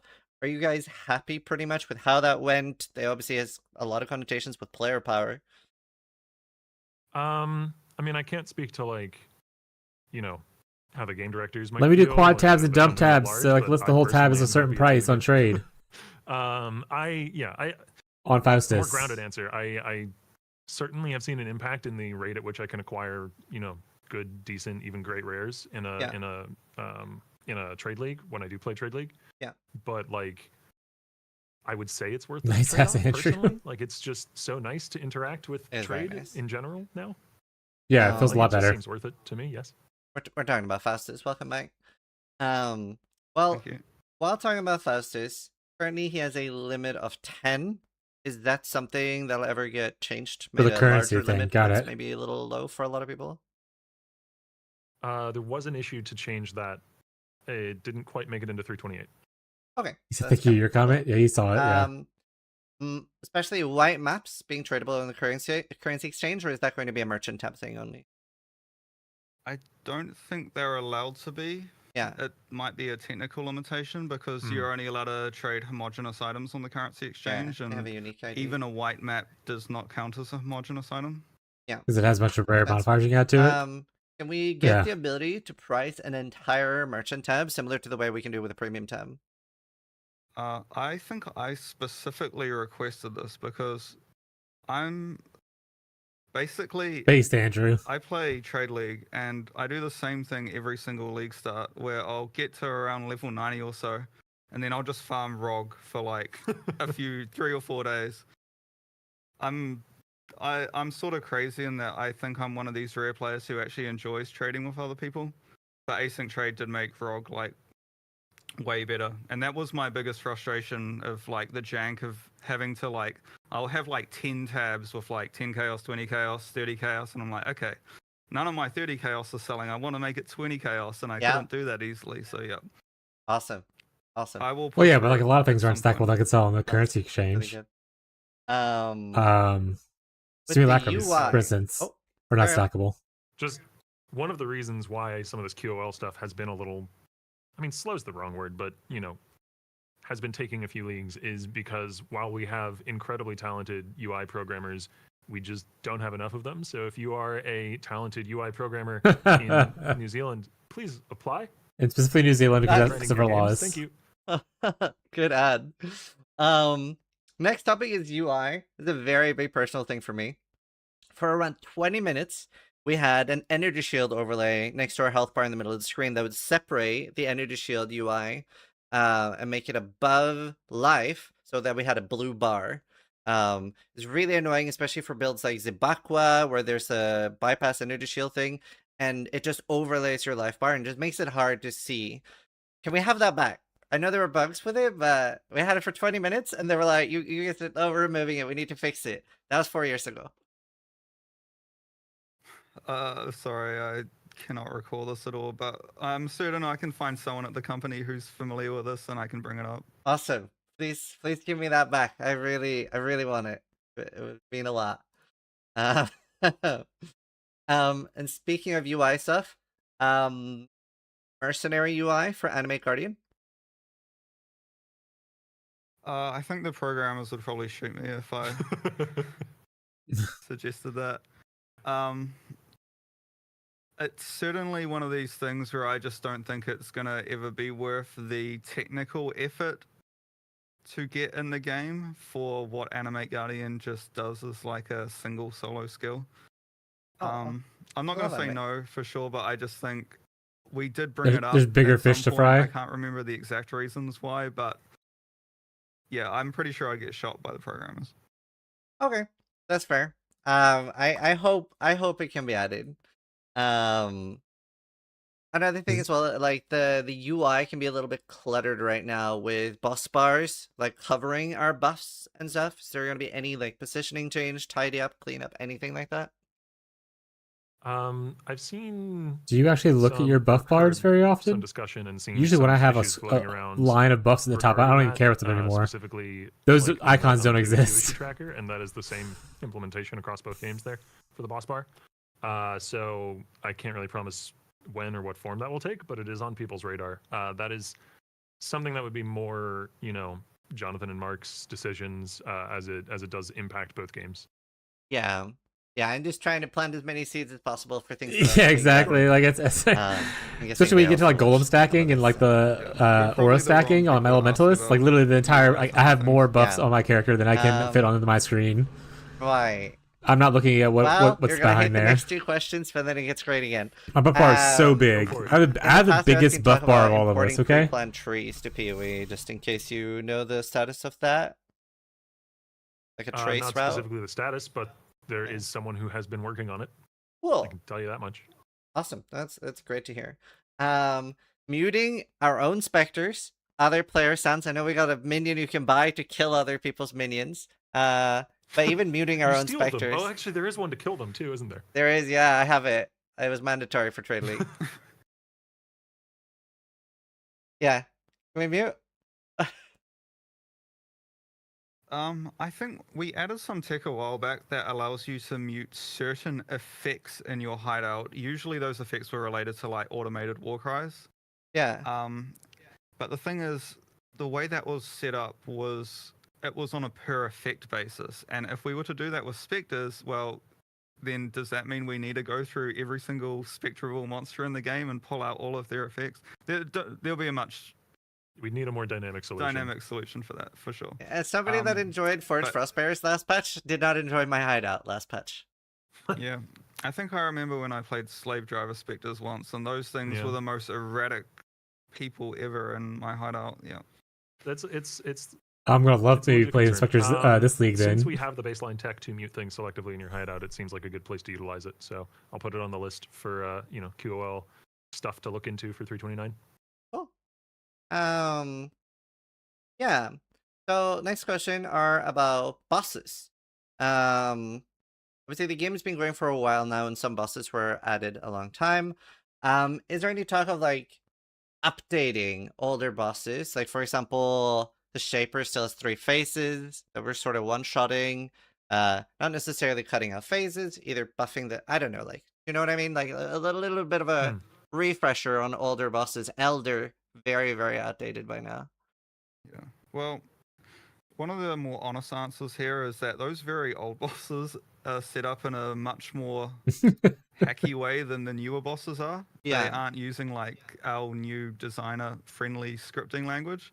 So whenever someone tries to go in and change things, it's a little bit of a minefield, which is probably just shows our reticence to like. They revealed the rest of the. No, they did. Dexvia in the Discord in the news section. Entirely. I put all 4 of the pictures for the 4 different skills. Well, like clusters. That will happen, or Yeah. maybe at some point would phase out the Shaper. And there's also Elder like a Reddit instead. post I That might think be for the it as well, better solution, Dexvia. honestly. I think That what we wanna someone do is also I think hybridize posted. changing those bosses and changing older content with introducing new stuff, because that's probably the most efficient use of the design and development resources. Mhm. Is like, you know, whatever Typing on them, not realizing storyline stream was up. beats we go What's to up, Paulo? next could potentially include also there's some change that has occurred that means that we can justify going back and Yeah, Grace the Gods of and the Wisps. to Yeah, a degree retcon. You don't get to the a extra, degree reviewing damage, some of though. these older bosses that don't hold up. the to Brass modern Dome one looks really sweet. Sense. On the off chance that it's an easy fix, would it be easy to, you know, when the Elder spawns for Elder Guardian and does like the feels like 4 or 5 second portals, that easy to make like half a second? Oh, I wish that was an easy fix. Oh. The thing is, I thought that one of our senior monster designers sped it up a few leagues ago, or am I imagining that? I think so. Yeah, It's not that fast. I think I know who you're thinking of. Yeah. I have discussed. I can't remember if that went live or not, but he was looking into seeing if there was some simple change he could make to speed up those portals, and that was the best he could come up with, given only a designer's time and not getting a programmer to go and look at the real technical aspect of it. I do think it did get sped up a little bit, but it's still quite slow. Is it? Is it 100% good? Well, one of the 2 bonuses, really so you big get 3. announcements for Mirage was If you use like, all 4 Ground Loop is ascendancy starting to be points, touched sorry, now, all you're 8 doubling ascendancy the points, you get 3 currency, but bonuses. could you go into what doubling currency means a little bit? For example, does it affect scarabs? Is that a currency? It does not affect scarabs. So the things that it will affect are all the core drop. Oh, right. You want but to I reduce guess from skill a player's fluctuation, not the point of view, debuff thing. Got it. that might not be immediately clear. So it's all your standard currency items, including quality currency. It will also include a couple. Yeah, first of, ascendancy gives the first 2 passive points. So the doubling loot Then currency, I don't know if 1, I should be 2, giving away all the 3, 4, secret 5, 6. weightings. Here, okay, Well, to be fair, these aren't Feel the free. weightings, but there were Let's certain currencies. do this real quick. So 1, 2. This will give you the first 2, your first ascendancy thing. Then 3, and you pick one of these things. 4, that's your first 2 ascendancy thing. Then 5, 6, pick your choice. 7, 8, pick your choice. All right. As special as they are now. They are very special. Only found 4. There are a couple. Voidborn keys are not more common. Voldos puzzle boxes are not more common. Is there any other specific? Top and bottom? I don't think you can do top and bottom. And Aquara's Lock? I think you have to pick either top or bottom. I don't think you can do top and bottom. Interesting. That is a choice. We were treating designed like that as the intentionally. same specialness as a Mirror of Kalandra. Well, I mean, okay, so the obvious ones are also there's a lot of concern with all the Harbinger currencies now. Because like like Annulls and Ancient Orbs and stuff, are they way more farmable now, or like Well, arguably they were more farmable before, because if you wanted Annulment Orbs, you'd go and do Harbinger, right? Yes. But Annulment Orbs are more common so aside from everything getting doubled, we did actually look at a bunch of the specific currencies and change their weightings relative to each other. So Annulment Orbs are actually much more common from core drops than they were before, relative to the other currencies. Same as Exalted Orbs and Regal Orbs were the other 2 notable ones that are now much more common than before. Woo, I'll let it for us. Fracturing Crafting is going to be a lot better now. Fracturing Orbs have been added to the core drop pool, but I'm not going to state how common or how rare they are. Okay. relative to other Cool. currencies. Nice. One thing that was brushed up on a little bit in the Q&A was tiered loot. Can you talk a little bit why quantity is an issue with tiered loot? And I have a potential solution idea to spitball. Can you expand on the question a little bit? So, I'm not. for example, when it comes to tiered loot from POE2, right, where they identified a better tier, I'm a huge fan of the idea of that because I would like to see less. Oh, which is like, Even oh, if this POE2 piece is haven't like a tier 5, so you necessarily guarantee like I have a identified really good high tier 5 tier loot, on the but I do thing. think the system is Got it. really cool. Big fan of it. But there was a mention in the Ziggy Q&A that the quantity and player bonus would be an issue with introducing tiered loot in POE1. Like quant bonus. I'm not 100% sure what that was referring to, but quantity will give you more memory strand items. We did significantly buff memory strand items. Yeah. So memory strand items are effectively our version of tiered loot from POE2. That's fair. So the more quant you have, the more They do of have those better items you rolls will on get. them. So I'm not 100% sure what It doesn't the have quantity as issue is here. easy as Well, a the number difference is that modifier. the- Like, oh, this the is tier memory 5 strand versus items this don't tier kick in 1. until you're in the end game, whereas the tiered loot starts in like the latter half of the story in PoE2, so it's a bit feels a bit more core, I guess, but they are pretty similar. That too, but I don't know if this could be like very, very at odds with what the community feels, but I feel like there's a very big difference with that and identifying, like, it doesn't, it feels more like crafting to me. It doesn't feel like finding an item. Sure. But I guess I wish I was finding a little bit more rare items. Like, it does feel with the memory strands item, I feel a little bit more like I have to have a strategy. I have to think a little bit about how to craft them and how to best utilize those memory strands, as opposed to something like, I don't want to call it smart loot, but like the smart loot from Heist, right? Where, wow, that is a really good Okay. item. But isn't that essentially just, I don't mean to be combative or anything, but isn't that No. essentially just memory strands, except they go away when you craft on them? Not Because when you really. identify an item with memory strands, the memory strands are affecting the identified mods, I believe. Yeah. Yeah, I don't get Ziz's point here. I guess for me, they haven't felt as special or as like identifying an item. Yeah, and I Sure. think the reason for that is just because we've got so many other sources of like better rares spread throughout the game. So, for example, from King's March and from the Breach Tree and from Heist and from ROG and that type of thing. Yeah, I can't. Yeah, picking up rares on the ground is a very tricky topic to address, and I do even wonder if players do want to be picking up rares off the ground to find the best items. Theoretically, I would love it that you could drop the best item in the game from the ground, which is why I sort of have other separate issues with systems like synthesis, implicits, and exclusive mods, but completely different topic. Yeah, it is a tricky one. Like, I don't want to be like identifying and picking up every rare item for sure, but I do, at least in my head, obviously it's hard to know if that's the case, but I do love the idea of, like, let's say a tier 5 amulet being something that's actually quite rare, like something you don't drop every day, and you're excited to identify it because it has a very big chance to be good. I do like Right, that but then idea you in can my just head. have a amulet that has like 98 memory strands on Another it. Pick one that of up and the identify it. That's the issues, same thing they're saying, right? Which is, I think, more I don't like memory noticeable in strands because POE1 I don't want to is- do it, but that's the same thing. If you look at an amulet, Having in a high POE2 strand and you get a count tier 5 rare amulet, item drop basically is the every same as like a single one tier of the 5 mods that can amulet in roll on the POE2. amulet, in my opinion, can be a very good and generically good mod. There is a lot more filler mods on amulets in POE1 compared to POE2, which means that even if all the mods roll at their highest tiers, it just doesn't necessarily mean that it's like a very good amulet, because it could be rolling with some filler mods or some incompatible mods, which I think, because the POE2 mod system is much more streamlined, I feel like on average, if you found a tiered loot in POE1 and POE2, the POE2 one is probably going to feel better. It will. There is a lot of filler for sure. No, it's a tricky one. Have you guys talked about like drop only mods? Similar, like we did have that in Incursion. I'm a big fan of drop only mods. Thoughts on that?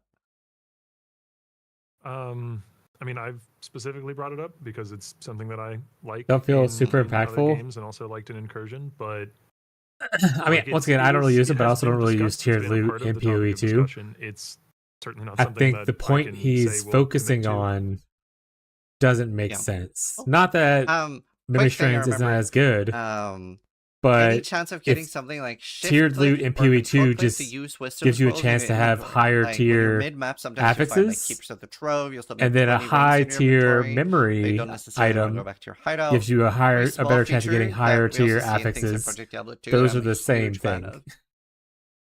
So, like, the point you're making, I reckon this is one you're that we'd have arguing to the wrong elevate point to if you're Mark trying and to just say, Jonathan oh, I don't as think being memory like, strands are is as it removing impactful too much as item tiered weight? loot, and you're comparing the same exact thing Like as in, together. as in you As use in- the wisdom scroll from your inventory Yeah, to it still an item on uses the ground? wisdom scroll. I just don't have to click the wisdom scroll, hold shift. It feels really nice. It's surprisingly good. Hmm. We're still using wisdom scrolls. What were they talking about Yeah, with but wisdom like scrolls? I said, I feel Yeah. like that would definitely be a Mark or Jonathan question. Yeah. Juicing, always a hot topic. Sure. What's the main problem you feel astrolabes solve? And also, is for the people that do really like juicing, do you feel like astrolabes will still allow you to sort of like, I don't necessarily do this a lot myself, but will you still be able to, like, pre-roll 100 maps, grab 100 scarabs, and with astrolabes achieve that similar flow state to before? I think you should be able to. So basically, the way that the shaped regions work is when you complete one of the maps, then it will add modifiers to the other maps. Now, you wouldn't really want to be like having to care too much about what those additional modifiers are. Yeah. Because that might say what you mean, where it's like, oh, I rolled this map, but actually now I need to change my Atlas tree and my scarabs. Scarabs, yeah. So all of the mods should be related to the current mechanic, but there might be some generic ones added on top. I think we might have showed one, I can't remember on the live stream, which I might have removed since, like adding essences or something to like a harvest astrolabe. I wouldn't really want that type of thing, for example. So if you've got like a harvest astrolabe, then all of the mods will either be generic stuff like pack size quant, or something related to the harvest mechanic juicing it itself. So you shouldn't necessarily need to be changing what harvest scarabs you're using. Cool. And do you think there'll be a need to like hover over the maps before and see which one you're starting with?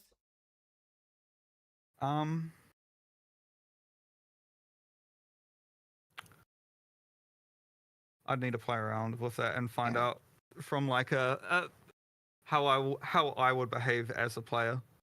If like this one's got a good mod, so I need to save it till last. So should I run these ones first? Yeah, there might be a little bit of that. Yeah. Cool. Although if you're using the keystone, then you don't need to bother with that at all. Yeah, I do like that you guys added that. Pretty cool. Yeah, just use the keystone. That's what I plan on doing if I ever do it. For my next same up, favorite map. King's What up, March. Mesa? Very, very hot topic.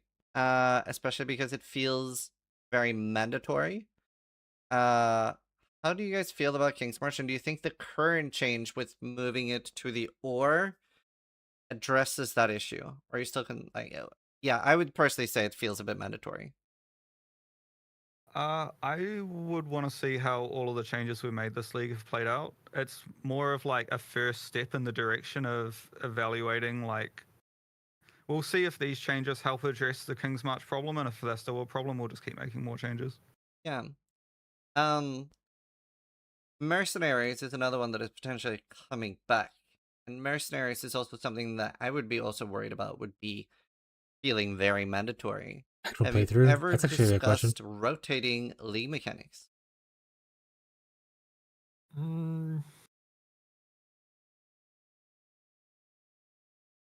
It's one of those situations, like I said earlier in the podcast, where like You don't want to take it away all reliable? On a fundamental, like subjective level, I don't really feel like that's good, but I can't put my finger on exactly why. I probably would have to think about it more. Mercenaries is a difficult one, though. I mean, that's the main reason it hasn't come back, right? Because like functionally, we could probably just slap it in with a couple of weeks of, a week or two of a programmer's time to try and solve all the problems with sending it core and all the database related stuff and all that. But like there are design questions there that are very difficult to answer. And it'll come back when we have good answers to those. Yeah. I mean, Mercenaries is definitely for me something where I love the league, but I was like, please don't go core because it would feel very mandatory. I do see those issues. Cool. All right. I'm sort of at the those were the main topics we had, and then I have some rapid fire Q&A. Can Reliqurian use Forbidden Flame and Flesh at all from like normal Scion? Reliquarian can use the Ascendant's Forbidden Flame and Forbidden Flesh jewels, but she does not have her own. And the reason we didn't add her own is because the whole we're rotating the uniques every league thing. Yeah. Makes sense. Ascendants are allowed to be, well, Scion Ascendancies are allowed to be weird and Cool. different. Target dummies. No No plans that I'm idea. aware of. I really want target dummies. That would be a Mark and Jonathan question. Sorry. Yeah. The console players were asking if they can have crossplay, or if they can't have crossplay, if they can be part of our economy. Also have no idea, sorry. Yeah, this is. I don't want to seem like we're dodging questions here, but this No, is you're good. something that, you know, definitely is more like this would actually be more of a question for our less often seen game director Trevor, who is the lead on all the console related stuff. Cool. I just figured I'd bring it up. There were so many console players asking about it. Scrying and the Seer, is that still a thing? Yeah. Yeah. I think it works basically the exact same as it currently does in live. You guys ever discussed anything like color coding for map mods? Any like change to map mods? Things like that? Like remaking them? Both of those are things were asked a lot. I mean, revamping them and adding some new ones or removing some or something like that is certainly a possibility. Yeah. Color coding. Hacking questions to front end game designers. Might get some Yeah. flack for saying, but I'm personally kind of against because I don't like the aesthetic direction that it takes the items in the game if you do that too much. When you say color coding, what do you specifically want color coded? I think I don't want it myself, for the record. I just like I know a lot of people want to be able to filter map mods. For people that aren't using regex, I guess, to use. So being able to filter out reflect and stuff like that and make that red. Or hey, just remove reflect I from the don't game. necessarily care. Don't really have a problem with any map mods. I don't know. Well, hopefully reflect is a lot easier to deal with this patch. Yeah, thank you for that. I'll buy you guys some beers or food at XLCon. That was big fan of those changes. Especially for users, right? Thank you. Can we have multiple astrolabes in one region at the same time? No, you can. Well, we've split the atlas into what we're calling 4 quadrants, and each of the quadrants, when you apply an astrolabe to a quadrant, you can only have one shaped region at a time. So 4 total on your atlas. Yeah, they did. And depending on which region, It would be you cool put it also in, just to remove reflect though. determines which memory vault And not you to go worry about to, it as and like the memory affixes on vaults gear. each have their own distinct set of rewards, which I'm sure eventually a meta will shape out. But yeah, try it and find out. Nice. That sounds very exciting. Are Metacraft locations changed at all? Are still in their respective maps like Pure Blade and stuff? Yeah. So although you don't need to complete all of the unique maps anymore to get your maximum atlas completion, there are still some unique maps that you'll need to do to get those specific metacrafts. Oh, fair.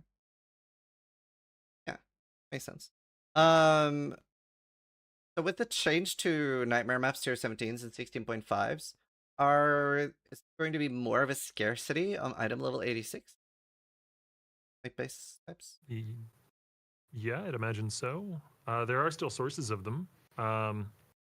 Personally, as a player, I'm kind of okay with that. I think it's cool when the very tippy top of bases are scarce and valuable.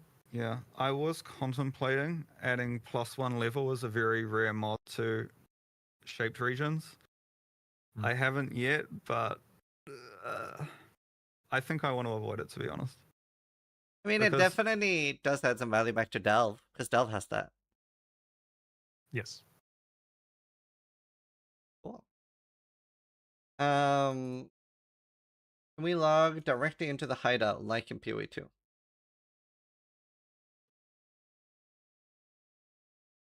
Mark and Jonathan question for sure on that. I'm not 100% sure why they're different in both games, but yeah. That seems strange. I'll bring it up. yeah, Or Sandy will. One of us will. Hopefully we can revisit this list of questions afterwards. The old memories were baked into Kirak with like the blue text special memory maps, like Kirak Harvest Beasts, etc. Are they gone? Well, the Karak Harvest Beasts already exist in the core bestiary pool. They're Does, just yeah. extremely rare. Yeah. I think all of them except one are now 2 to 4 times more common. If you want to guess which one I did not make more common. Gem one, now that it's been reworked? It's the rerolling synth implicits one. Wow, that's gonna be very expensive then. Yeah. Well, to be honest, we wanted to do a small rework to synthesis itemization this patch, but we might end up doing it next patch.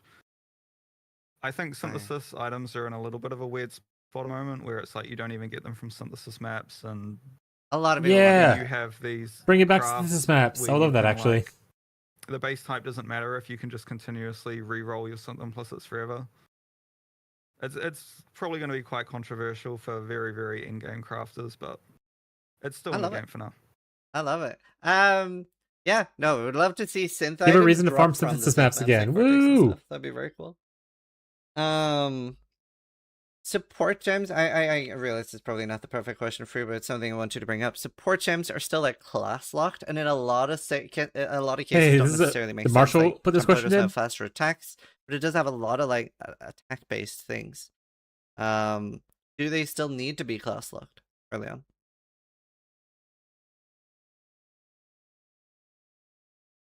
I had someone ask me that exact question 2 days ago, so now I'm wondering if they told you or you told them to ask me it. This is, it was Sarge that brought it up. This is one of the things that POE2's uncut support system kind of solved in a much more elegant way, where like you have the benefit of the class locking is there's fewer options displayed to a new player, right? And Path of Exile is already a complex enough game that it's really difficult to get into.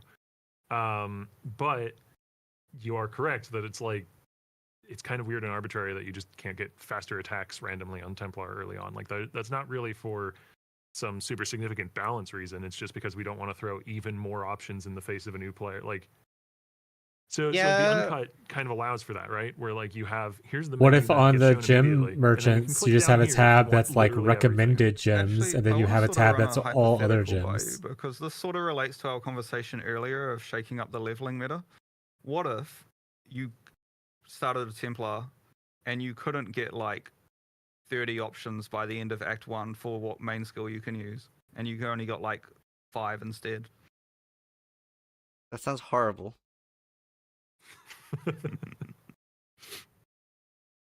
Yeah, basically what we'd be saying then is we're prescribing you exactly what skill you're allowed to level with. No, I think that sounds awful. I think I would literally be lynched by the community if I said I like that. It's also, I feel like you're already sort of bypassing the whole like overwhelming thing by what support gems you're offering the players for free. Because like when I'm coaching or helping a new player, that's mostly what they're looking at, right? They're looking at the offered gems. And in the actual sales window, we're talking about the difference between like 90 or 100 support gems anyway. You're searching for that, and it can often be but if they pick a different gem that wasn't offered to them, they're getting offered supports that might not work with it. Like the offered stuff isn't based off of what you're currently doing, like the recommended tab is in POE2. Yeah, that's fair. I mean, I think it's because the recommended tab is based off of what gem you're looking at to add support to. You know, around, so I don't know. You know, stale leveling meta and stale leveling skills and that sort of thing. And that is something that we want to try and look into and address in 329. So I think the uncut system in POE2 is nice. I don't necessarily think the leveling of gems is for sure. I think as cool. I definitely like having to have like uncut level 1, uncut level 4. But I think the idea of like crafting your own gem to be like one that you want is really nice in POE2. We should have the Lily vendor just be like in every town. Yep. Or something. Yep, basically. But supports only, or should it be for skills too? Then I don't know. It is more important on support gems than it is on active skills, but I do think it's a big W for the game if it is on both. I think most of what's like changing the meta and stuff is the region that they're in on the tree and the ascendancies anyway, right? Not so much what gems you have access to. If I have access to Duelist gets Fireball, I'm not going to suddenly start playing a Fireball build for most things. Yeah. Cool. Also, looking at the corner of my eye out of the chat interaction, everyone is saying yes, please. Yeah.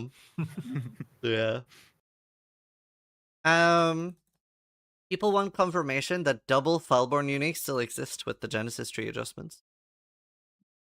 Yeah, they still exist. The unique side of the Genesis tree hasn't gotten a huge amount of adjustments. The majority of the adjustments / nerfs to the equipment tree. Nice. Was there ever any talk of making That makes sense. The equipment was way too strong. Falborn uniques droppable from breach content as a natural drop?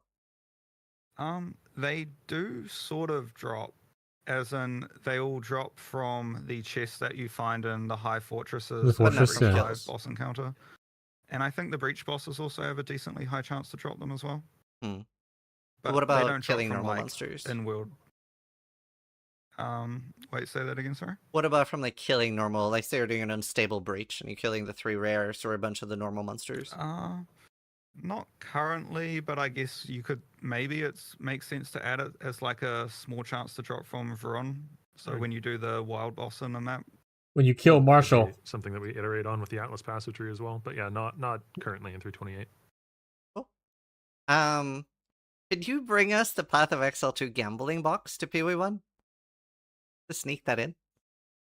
What gambling The box? Venters one that's like all the little cogs that spin and I stuff. love it.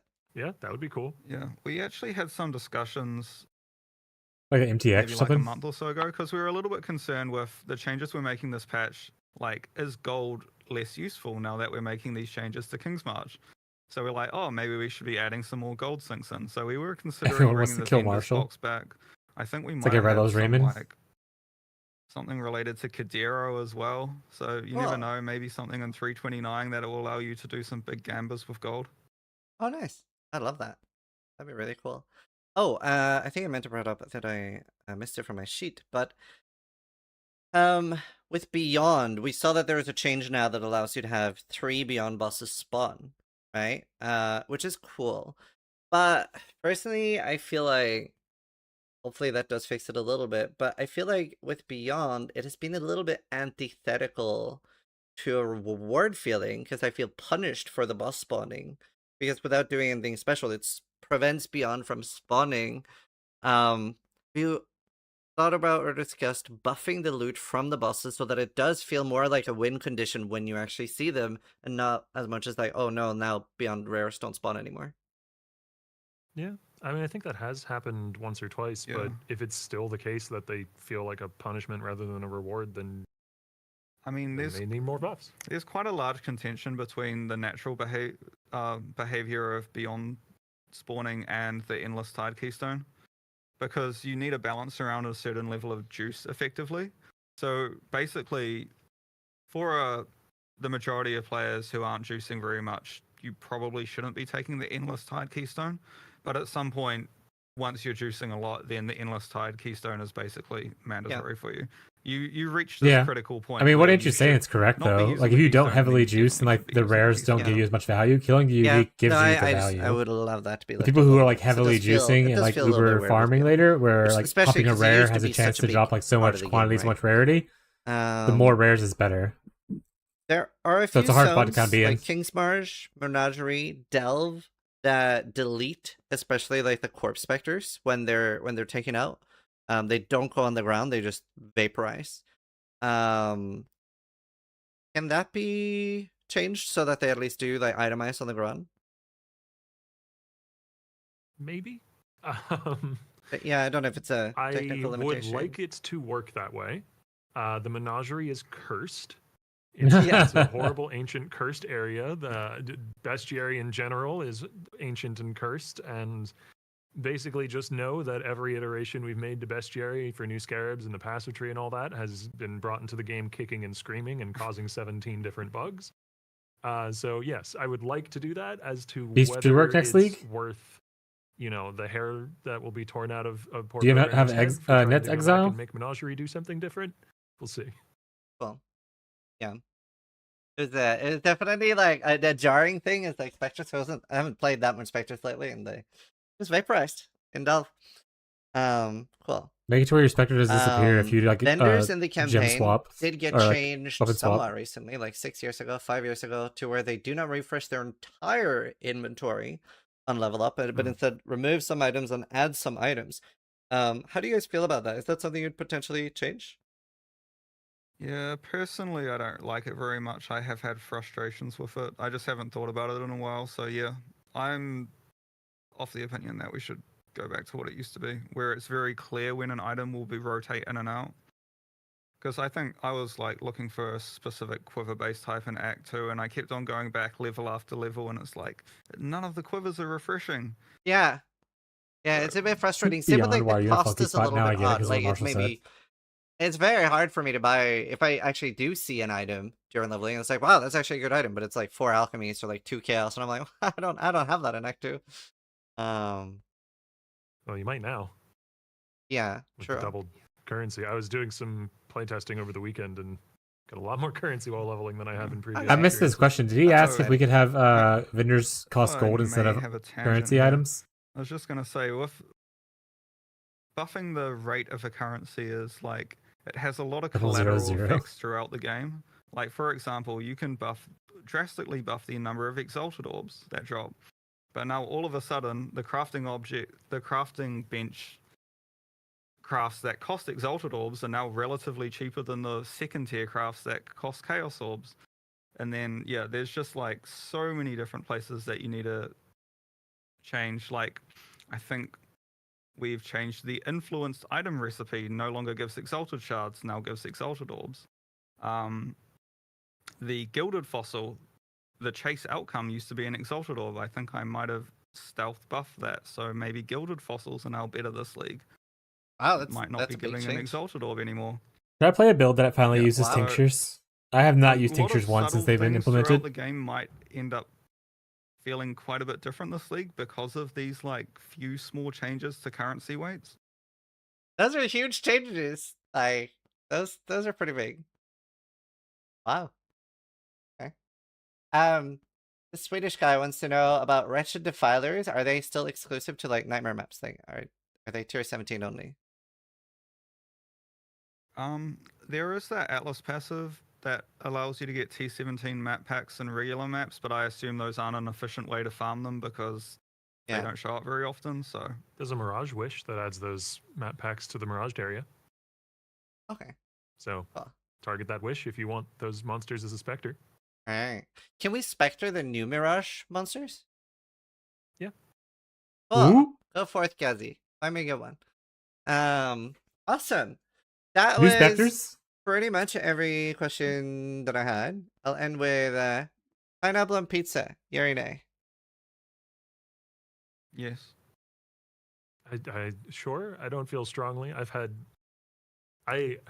worked at a pizza place a while ago that did much weirder stuff. So I've become kind of I don't know. It's become Spectres blasé already to got me. kind of a buff. If you Sure. level 30, it's like Apparently level in Sweden, 85 they have, like, banana specters pizza. now, which is really nice. Something? Yeah, that I'm not as on I've board never with. tried that. Yeah. And my favorite that we made was pulled pork and mango. That was very good. Interesting. All right. Well, I'm very traditional with my pizza, but I won't judge. I do though. I do judge. Awesome. Thank you guys so much for taking time out of your days to come and chat with me here and Wait, lots question a lot of information. cool info. Just spoil it. And How does Holy just Strike great look? answers to everything. So yeah, just thank you Give guys us the so numbers. much. Everybody in chat, let's get a big clap for Octavian and Andrew. Yeah, thank you. Really appreciate it. Yeah, thanks for having us. Thank you, Ziz. Awesome. Good luck on Friday with the servers not burning. So we'll Thanks. wrap it up there, and I'll see you guys later. Bye. All right. All right. Okay. General vibes. Honestly, some of this stuff was a little bit questionable as far as questions asked them, but we did learn a lot of information. Like we learned about the Reliqurian, like what the nodes look like. Actually, you know what we want to before we get back into testing this out. we could talk a little bit about the Reliquarian. Yeah, no, yeah, exactly. I was like, come on, give us some stuff, but they said no, thank you. So unfortunately, we have to wait longer to see if Holy Strike or Holy Hammers is going to be cool, because Holy Hammers is nothing I'm looking at potentially league starting. But let's look at this. So this is the first one you'll get on your second lab. The first lab is just 2 passive points. I think Brass Dome looks real cool. Especially like obviously not non-strength stackers, people who don't care about energy shield, but like double armor from body armor, no damage reduction crits, max res. I think Victorio's influence could be good. People have already pointed out Pyroclast is a good thing for that because of the +2 aura gems. Is there any other aura gem that can be used as an attack? Smite also works, I guess, but you don't really care about levels on Smite, I don't think.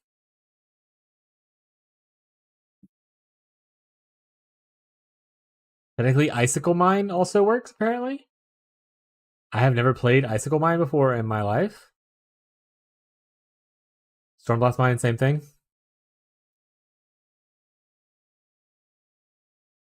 The banners technically work too, Gazi. But I think you need Valor Generation for Bannerman, if I remember correctly. Does Smite scale well with levels? I don't think it really matters for like it doesn't really care about like usually attacks don't care about levels as much as spells and stuff. Isn't there a new Bloodline aura, or am I dumb? They haven't shown us the teased Bloodline yet, or am I wrong? They teased a picture of the new Bloodline, but they haven't given us information about it. Or are you talking about something else, Hollow?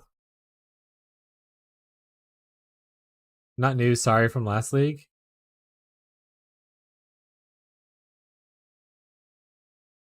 You're talking about the AO one that gives you like, more discipline based on like charges, that kind of stuff, and like that kind of thing. Oh, true. It does scale well with levels because it's a buff thing. That's a fair point. So Smite might be okay. Armor Stacker Rejoice. Is Icicle Mine any good? I love ice stuff. The new skill Frosting Support can't be used with mines though, right? It's one of the limitations. Similar to Archmage. These are skills, not supports.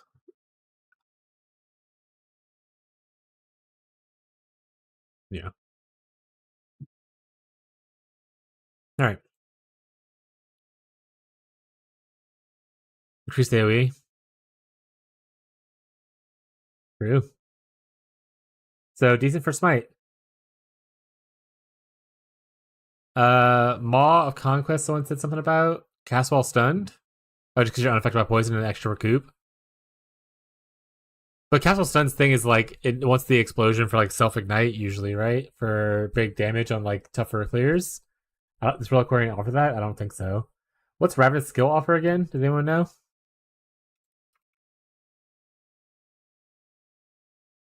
I'm sorry? What's it called?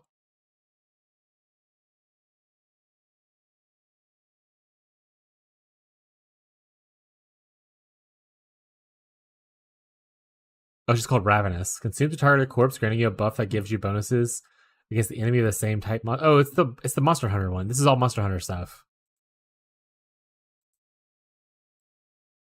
Close this off. I don't care about this as much. I mean, extra movement speed, I guess, is fine, and little chaos res is okay, but like for an ascendancy point, this doesn't seem super worth it. That's a weak one. I think Brass Dome, Victorio's influence, and I could see Maw, especially in like a self poison kind of a thing, would also be pretty good. Calavo's Bluster. Avoid ailments. Chance to avoid ailments to count as 9% against enemy hits. Kind of whatever. Everyone clicks Victorios early? Not necessarily. Like I said, like Brass Dome early is pretty huge.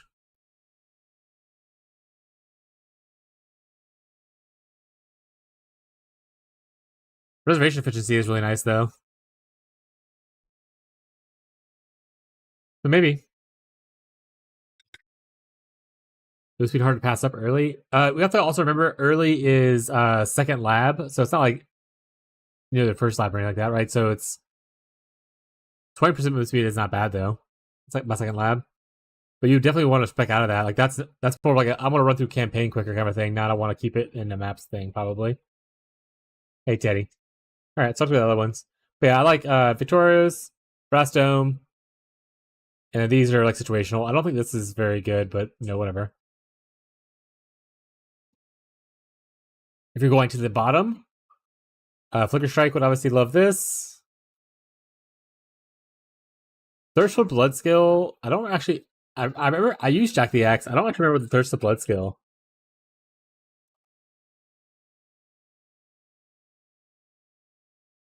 Reserve some life. Cause bleeding you inflict to be stronger.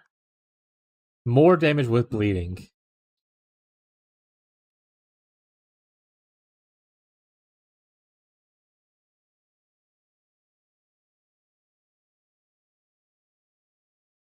Applies beams to the closest targets. So the damage with bleeding happens automatically, right? The applying beams to the closest people only can regenerate per affected enemy kind of thing. But this is always happening. The more damage with bleeding. It wouldn't get reservation efficiency, right?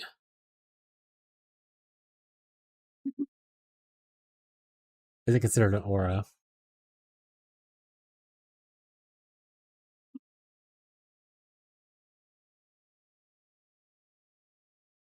I mean, let's say 1 second. So reservation efficiency is of skills, not of aura skills. It's just of skills. It won't get like the benefit of like the second part, but the efficiency part it would. Obviously not the mana one, so like you'd have to go like one of the ones that do generic things like this down here. Reservation of skills. This would still affect the blood thing. Same thing with the one that's over here. The aura parts wouldn't, but the efficiency would. If this is not considered an aura, which, I mean, there's no way for me to look. There's no information on here saying it is an aura. It's referenced as a skill that reserves and not necessarily an aura, so I don't think it's an aura. But it's only 10% reserved life, so not like a huge cost. It applies to nearby enemies. Yeah, but it's a beam. I mean, applying to nearby enemies isn't necessarily make you an aura. If you look, in fact, we were just talking about Stormbrand earlier. If you look at Stormbrand, it is also a beam that is not an aura, but it has AoE because the beams react to an AoE. So it could have an AoE tag and not the aura tag because it's a beam that applies. But anyway, more damage with bleeding is not the worst for 10% of your life. That's 20% more damage with bleeding too, so it's pretty chunky. If you were to play like a bleed bow.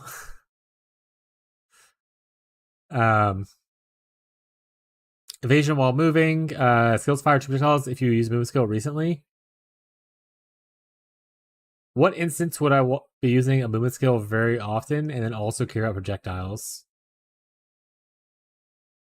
But it's still a cast though, no? New shield laser blast? No, I've been looking. The more I think about it, the less I like that skill. It has worse scaling than like Shield Crush, besides the fact that it gets like crit, but like you're still gonna want Seething Fury either way. And it has like delayed damage, so I don't really. If I ever play it, I'll probably just play a Shield. Maybe I'll test it out at one point, but I'm not super excited for it. There's a lot of other things I'm excited for besides that new Laser Blast. It's still a cast though. What this thing? It's a reservation. You reserve it on your health. So you cast it probably to reserve it, but then it just stays on.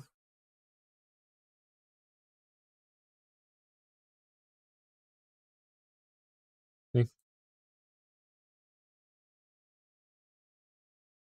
Reserve your life to cause bleeding nearby or stronger.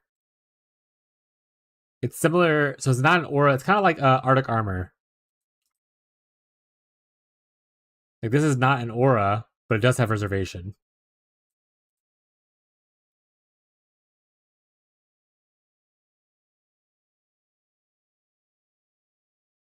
I can't think of a thing. Wait, let's see what, because Hollow was talking to himself before they realized the stream was on. +4 proc, Mystic Refraction, Bell Timber Blade, KBFC. I was yapping. It's dumb. Yeah, I'm trying to think of. So you mentioned the Bell Timber Blade, but like, it's only if you use a movement skill recently. Is recently 4 seconds? I guess it's still extra stuff. It's not bad. Grace Goddess is +2 Wisp, and then number was summoned. Katava's Feast is melee splash damage to surrounding targets. Cover life on kill. Enemies are destroyed. And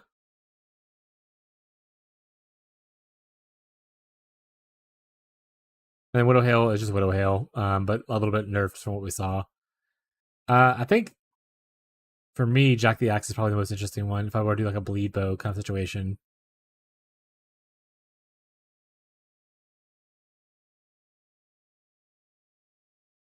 I think a lot of these have, like, obviously Widow Hill's great in its own sense. This is good for certain builds. This probably has some use that I don't think of.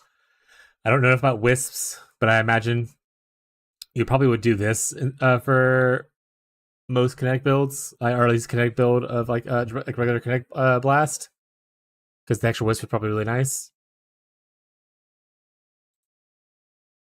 All right, top side. Oh yeah, this would not be great because you can't. It doesn't progress after colliding, kind of thing. Mr. Refractor. There is that new skill though. What's it? It's called like Somatic Shell.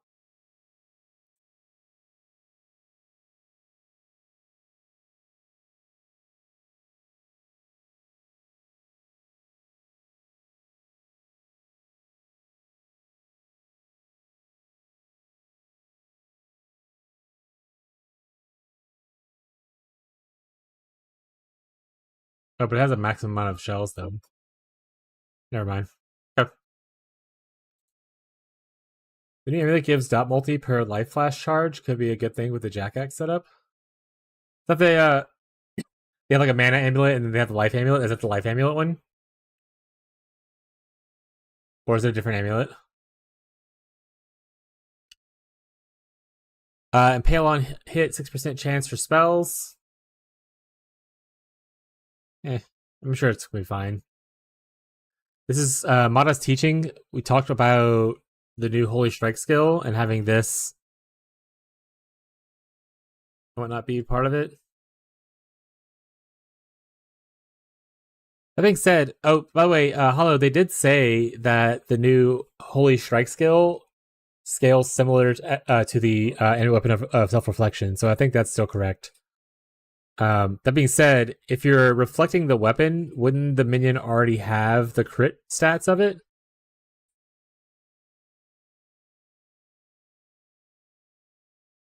The life one, yeah. Wonder if Fusillade is a decent start with Warped. Yeah, that's what I was thinking too. I mean, you get a lot of skill effect, or not skill effect duration. Wait, no, Fusillade wouldn't be, right? Because it's not skill effect duration. It's only debuffs to expire faster. Fusillade wants the skill effect duration reduction from Warp Timepiece, not the debuffs to expire faster. This is good for the Delirium bloodline, though. Means you don't have to use Warp Timepiece. This shitty ass amulet. You can actually use a good amulet. Yeah, do you have to go for that? Yeah. Oh right, but so on self-reflection, does the enemy weapon of self-reflection do those, since they're a reflection of the weapon, do they not already have the base crit chance of that weapon because they are that weapon? I don't play stuff enough. Like, do you still need additional crit stuff specifically for minions, even though the minion is a copy of the weapon?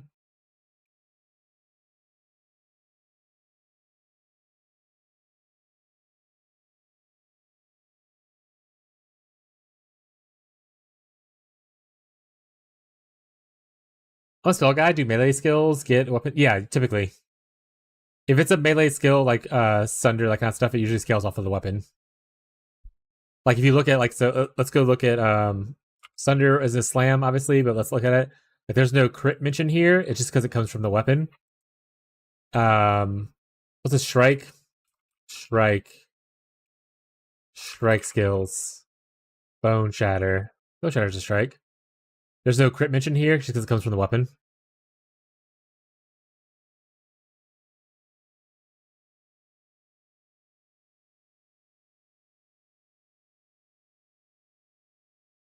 Because I think they said in the Holy Strike minion just uses Holy Strike.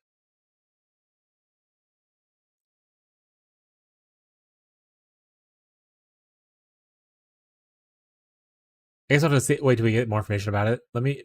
Is that up on POEDB at all? The gym information that we have so far for it? Holy Hammers is here, but Holy Strike is not up yet.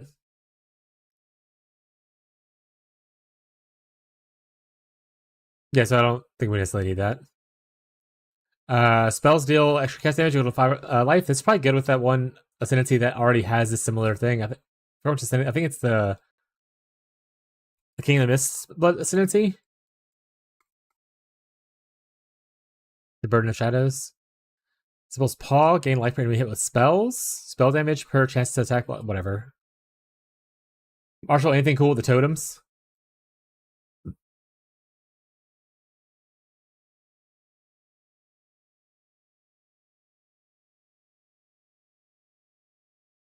Oh, updated patch notes just dropped, chat. Updated patch notes. Viper of the Mamba now has less attack speed when dual wielding and 20% less attack speed while dual wielding. To match it, the modifier explicitly states that it applies damage to hits rather than ambiguous. Match hits. Additional supply multiple points in a single hit. Otherwise, I'm significantly weakened for the sake of the skill. This does not affect the skill's normal dual wielding behavior. Causes a single hit, therefore applies. I never played Viper of the Mamba, so I don't know. Majority of harvest beasts can now be captured by Einars for beast crafting are more common. That's nice. More Black Morgans and stuff.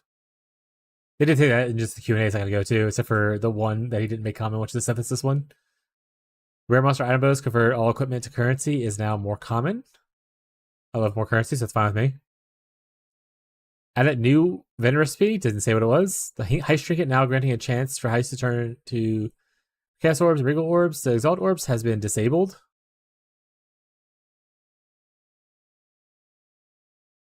Alright.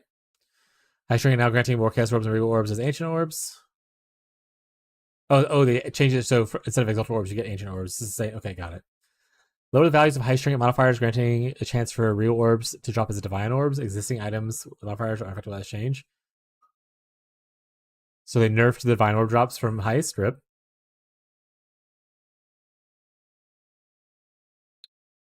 To be fair, I guess in the sense, because they're if they're doubling the amount of Regal Orbs you're getting from the chests or whatever kind of stuff, because they double the amount of currency drop, then they had to reduce that number so you don't just get like a shit ton more Divines from it.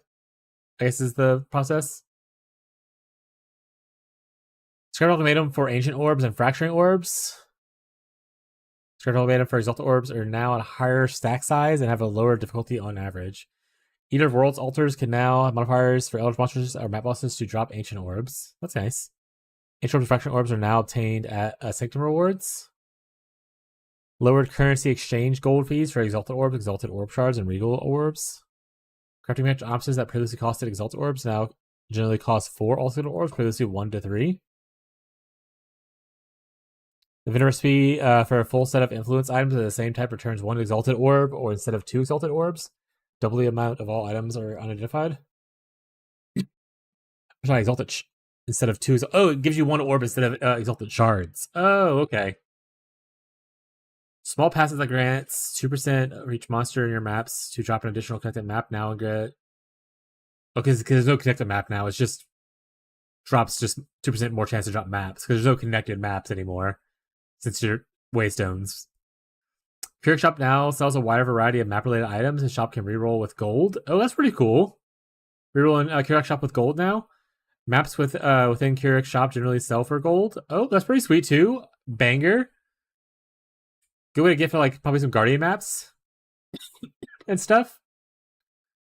Although some special items may still suffer chaos orbs or chance orbs. That's fair. Removed patch notes. Did they rebuff the low tolerance cluster jewel? Is that what that means? For the removed patch notes? Like they nerfed it and they're like, nah, undoing it. We're changing it back to 300%.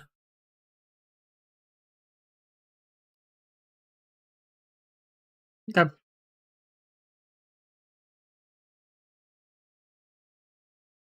That's what we were talking about.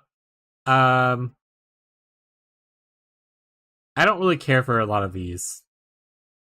So if I were to play Reliqurian, I probably would be a bottom side gamer. Nova skills, cast it. I mean, that's just astral projector. That's really good.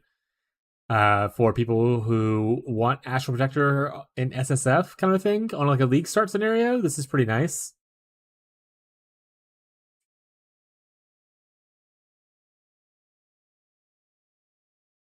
$60 all attributes is pretty huge. Warp timepiece is good for certain builds.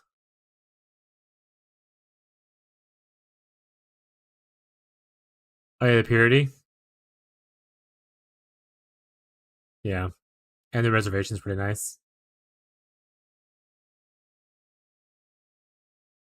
Plus, that also solves like the whole elemental ailment issue you could have. And then Prospero's is questionable at best. I don't like the unique already itself. I don't think this effect is pretty cool. I think if they left off the negative at the bottom, then it would be like, oh, cool, we just get double armor equipped shield and 10% chance to block attack damage. Awesome. But the fact that you can't get bonus from your armor, it's kind of whatever.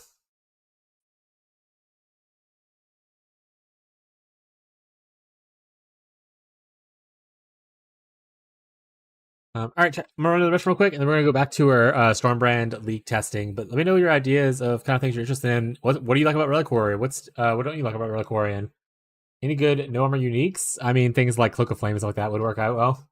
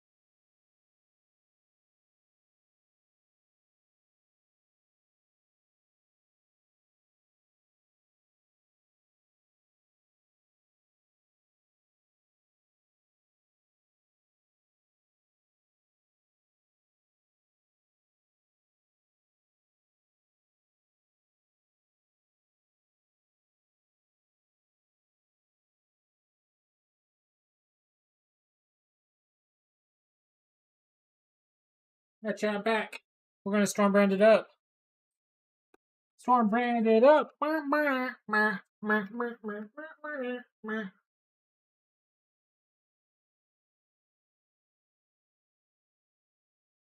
Sure, what I've been using on the top or bottom path though? Maybe Bama.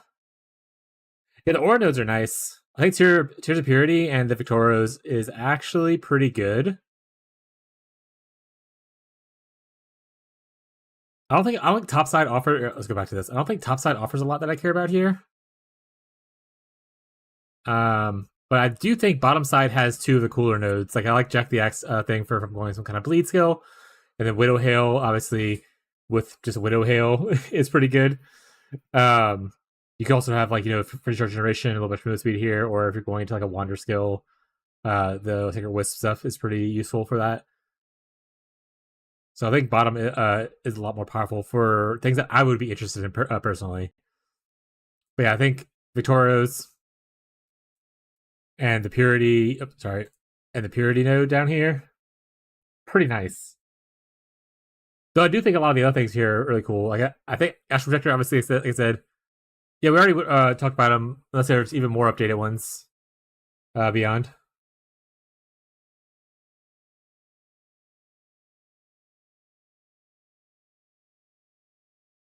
Is Flicker Strike good with just Terminus? Or are there other synergies that require for it? I mean, so Flicker Strike can be played with a large amount of synergies. Like Tyler once played it with EE and Trickster at one point. Mage Fist, I think, is playing it as a max block gladiator this time. It's usually played as like a Slayer. So I don't think anything's necessarily required for it.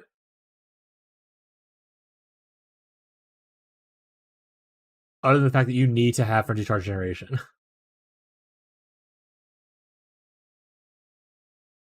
Yeah, what Inventor recipe? Yeah, I don't know what it is though.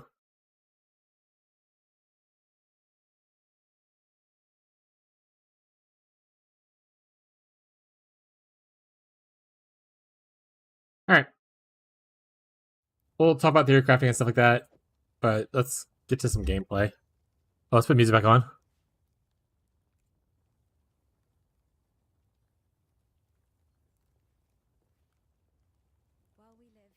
I'm not wearing any body armor. Could also just go smite. Yeah, with the aura node is probably pretty strong.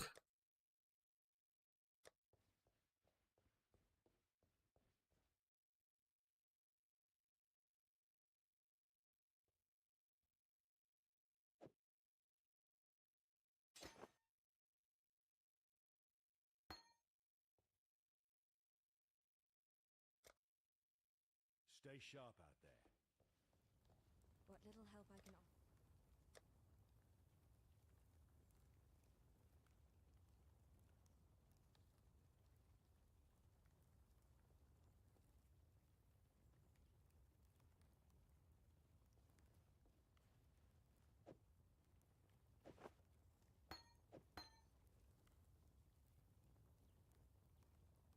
Happening. Go 2% more move speed, finish on crit. It doesn't seem terrible. Yeah. The finish charge is so really good for smite. I mean, who doesn't love extra attack speed and move speed, you know? Oh, we lost our our portal going back to the things. We have to backtrack now and figure out where it's at. That's fine. But we originally had a portal. Oh, I said I don't need flame wall anymore.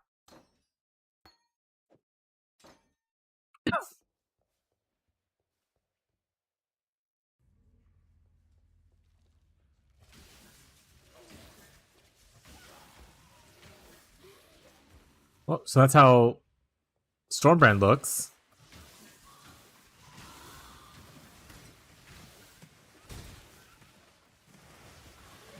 Quicksilver flag.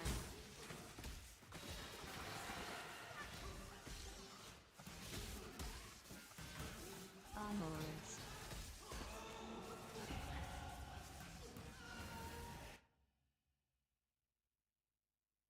It's still a spell, so it still scales with spell damage, even if it doesn't have like a thing specifically stating it. Okay.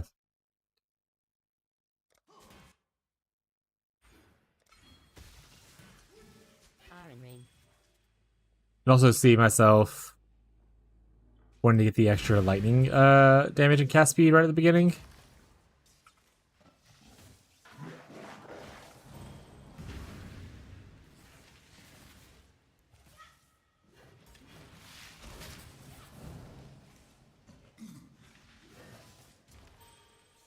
Oh, it's not a mirror teardrop? I know, right?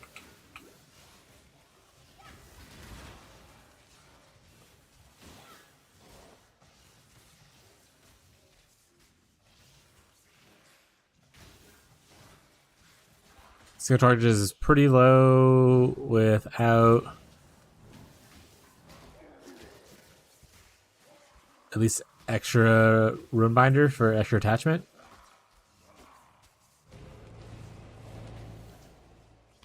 And decent cast speed, obviously. I really need to change buff Sacred Orbs drop rate, though.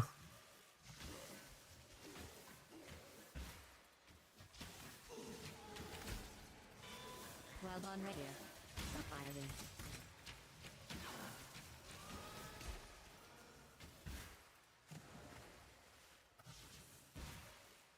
Hello. Progress is literally how you're measured. I'm frozen. Yeah, only being able to have one attached, it's a little rough.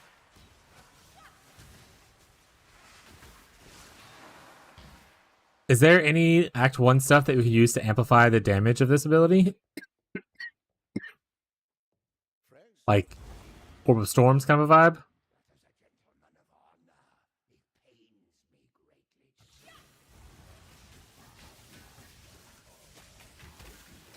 God's horn. What's the attachment duration? It lasted a good amount of time. Not a crazy amount, but okay amount from natural.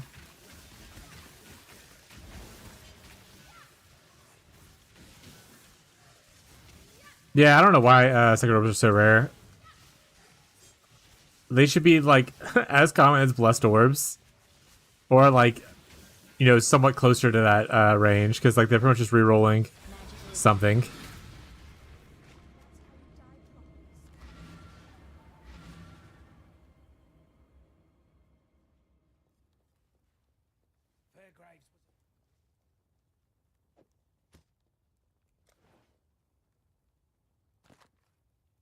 Boozy Boots, chat. Our league starts cooked. It's cooked. Then above that Vine Orb, yeah. Yes?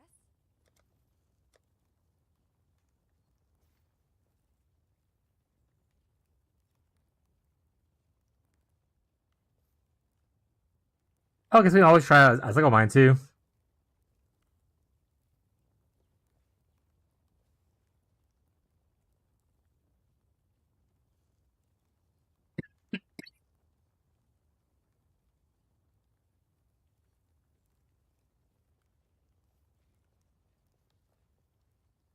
I don't know if you get confused a lot this early. I imagine it doesn't feel that great though until you get the reduced duration.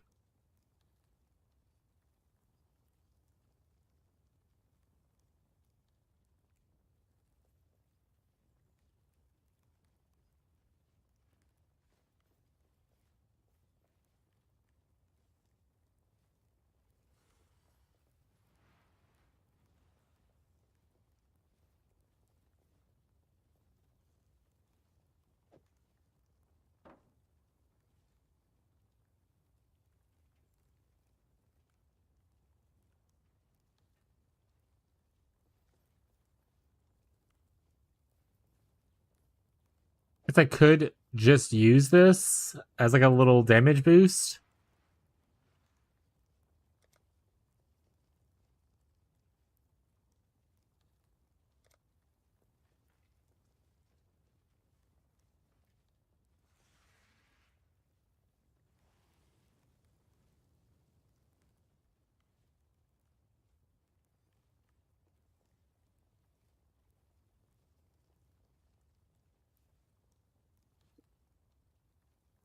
We'll see how it feels. Maybe it helps out a little bit with the damage.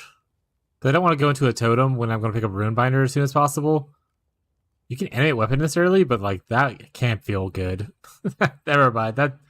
That can't be the play that people make. I don't think Stormblast mining is the play either. Though maybe it is. I'm gonna have to try it out. We'll try with this way we have it now and see how things go.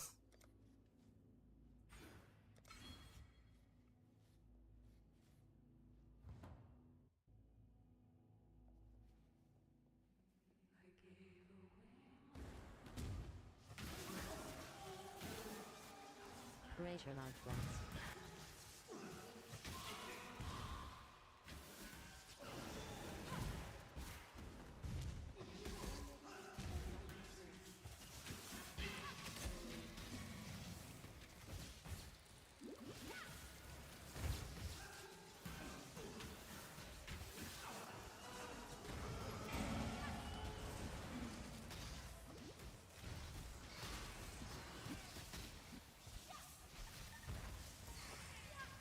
Warframe is annoying sometimes. I've been trying to get this weapon. It led to 3 different systems that I have to fix first. It takes all day. I like to view Warframe as kind of a thing I can do and then like come back to it eventually kind of thing. So I'm fine with the time gated stuff. Like even while I was playing it like 24/7 kind of thing. There's a lot of things for me to collect and do right now that I can just like, okay, well I have this cooking. I can either prep whatever the next step is. Like so for instance, I need to prep something else for it. I need to make sure I got the resources for that for when it's ready in XYZ time. Or what other project do you want to work on? Because there's a lot of different things you can work on for the game, which is really nice.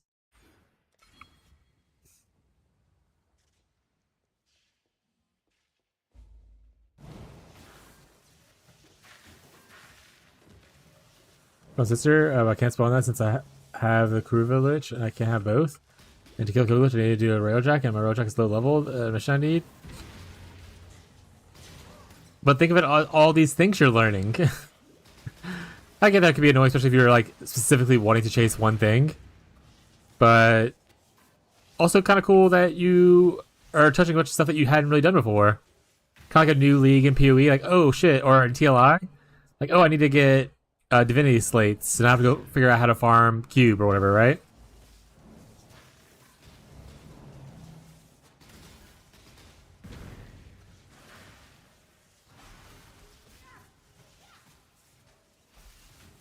Augmentation. Oh, right, we did say we wanted to jump over and start cooking those characters that I had prepped their blueprints for yesterday. So I do need to do that without people getting upset. It's like, damn, Warframe? Yeah, that's fair.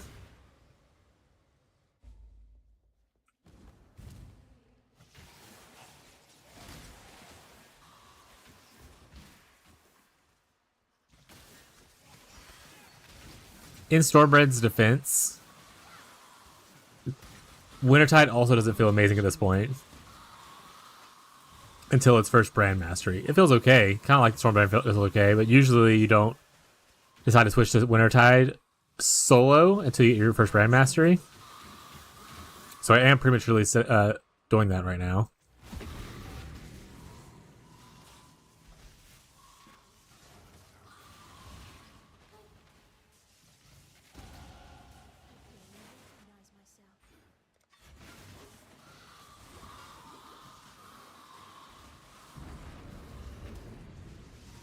Over leveling to the point to where I get Ruin Binder before Merveil is a nice touch though, but obviously I don't recommend people spend 40 minutes in Act 1.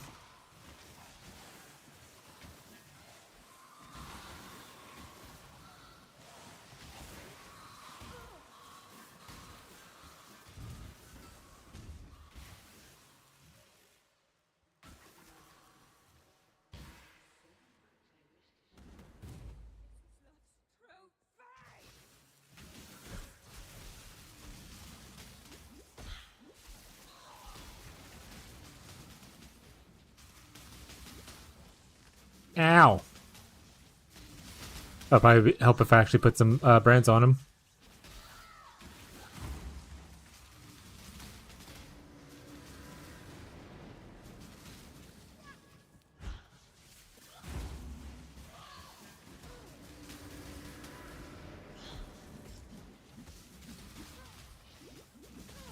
Yeah, it might be like a thing where you have to run like Stormblast Mine for single target once you switch over. I want to see the no support gems. You mean like the new support gems, the exceptional ones? I think they said they weren't going to reveal them, so we'll probably have to wait till the data mine.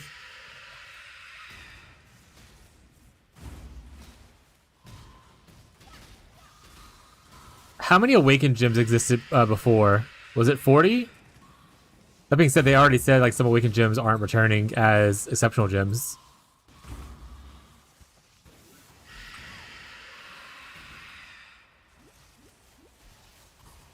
There's sent to 1B. L. Rip.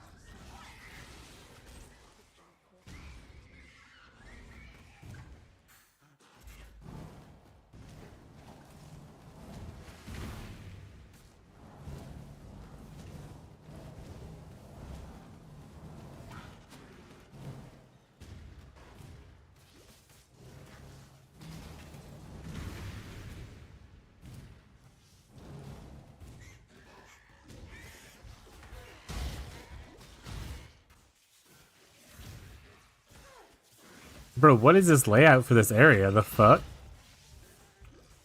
Also, I don't have a body armor, I'm pretty sure.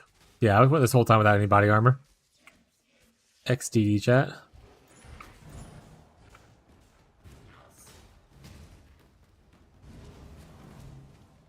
$38. So, yeah, at least have the same amount of options with the new ones. But they did say some things like for instance, like Awakened Greater projectiles isn't coming back as a exceptional gem. So it means we probably have some new stuff that will be, obviously different. And they said they wanted the gems to be more transformative and less just like, this is a better version of the thing you already have. Obviously, some of them probably still will be that, but like, the intention. All right. Chat, what happens when I try to load a second game on Steam? Does it crash? No reason. Just give me 2 seconds to do something. Couple minutes, real quick. Gotta go to my time gated game and get some stuff cooking real quick.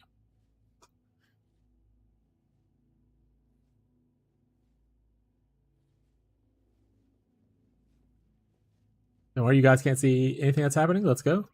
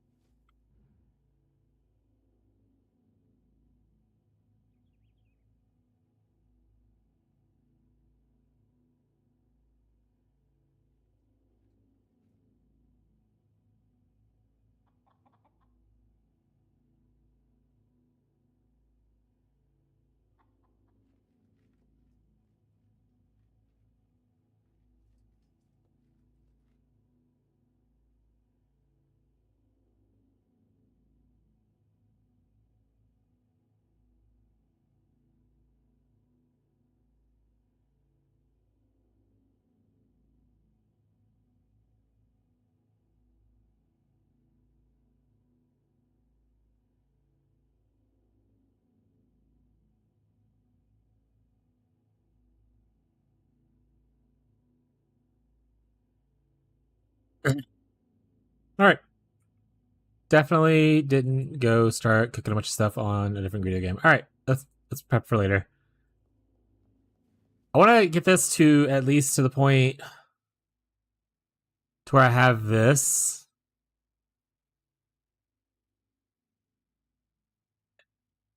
And I can test out the first brand master and see if I like it. That's the end of the statement.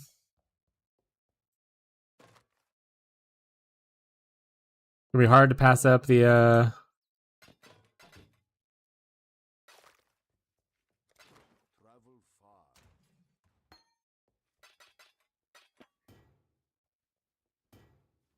All right, this is here. It's fucking funny. Pretty hard to pass up the +1 spells already.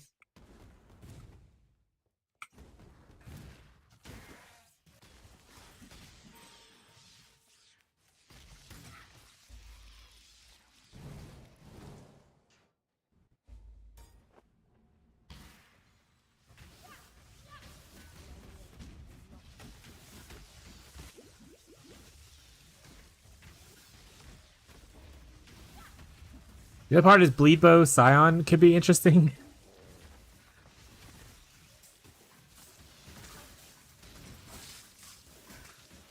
Like if you think about what the Bleed Bow people play on Gladiator, other than like the clear node, which you can replace with Hemophilia Gloves, it doesn't offer a crazy amount of stuff. I mean, Aggravated Bleeds is obviously cool, right? But you get more damage with bleeding from the Jack the Axe node. We get essentially a free period of elements, a Giga Juice version. We can also get better auras with Victaros, making other things like Malevolence better.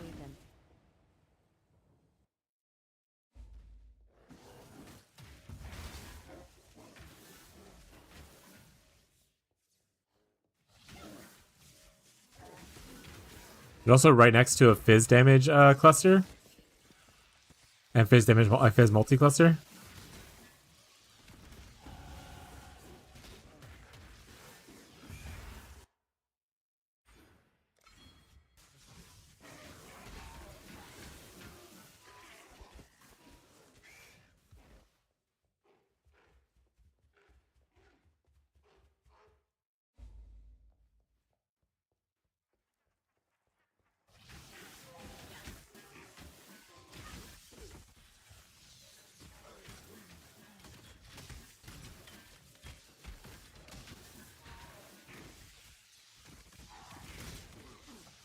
So I guess there is an argument for also potentially going the Widowhail node.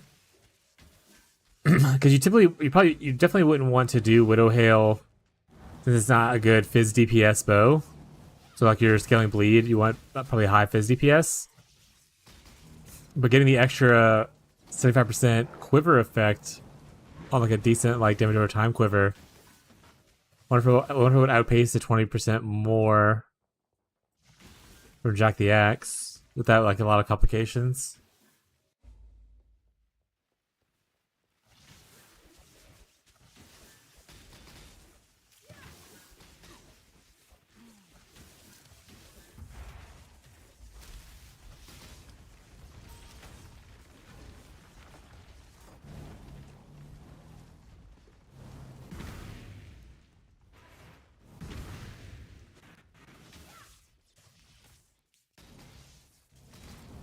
Chromatic.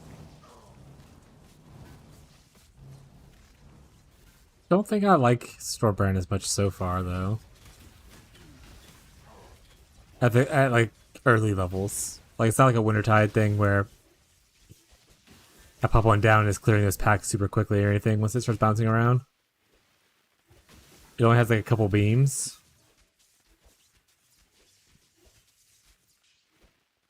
Which just scales up beams as you get quality and stuff, right? But there's only one extra beam at 20 quality.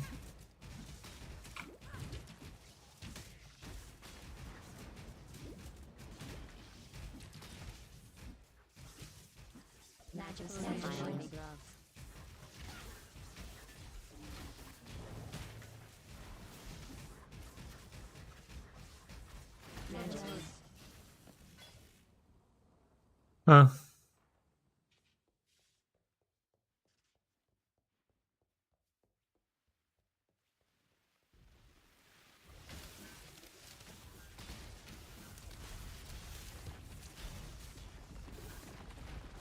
Oh, I lost track of what I was doing.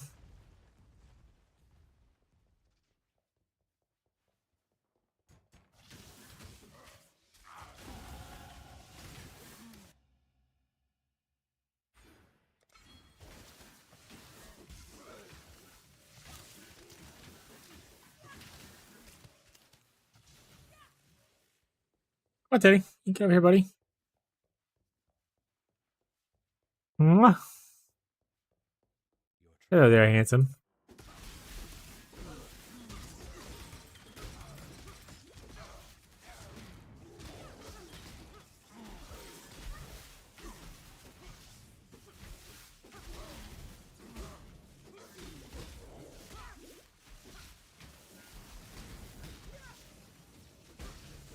I guess the good thing about the heralds thing that me and Marshall were talking about earlier, because you wanted to decide between stacking heralds or stacking golems. With Stormbread probably if you're going Literally how you're measured. what do we call it? If you're going elementalist. The thing about heralds is they come a lot sooner than the golems do.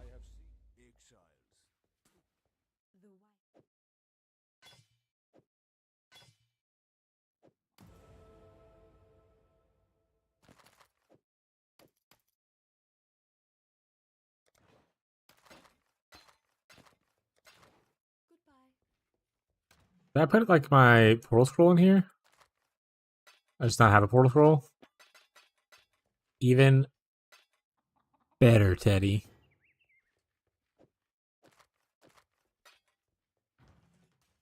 Portal broke, bud.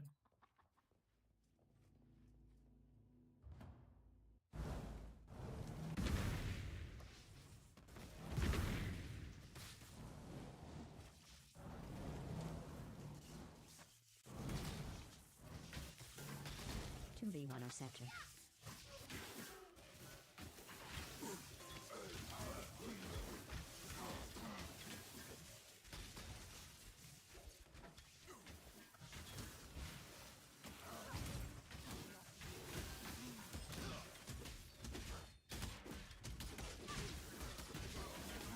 Oh, I have added cold right now. I was like, am I proccing Arcane Surge? Right, I don't have triple blue.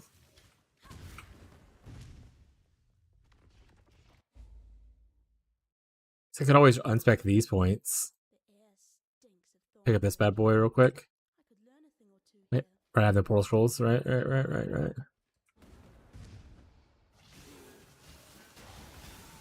I'm Bach.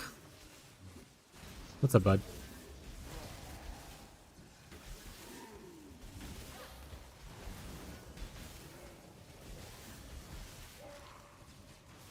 Don't run for me.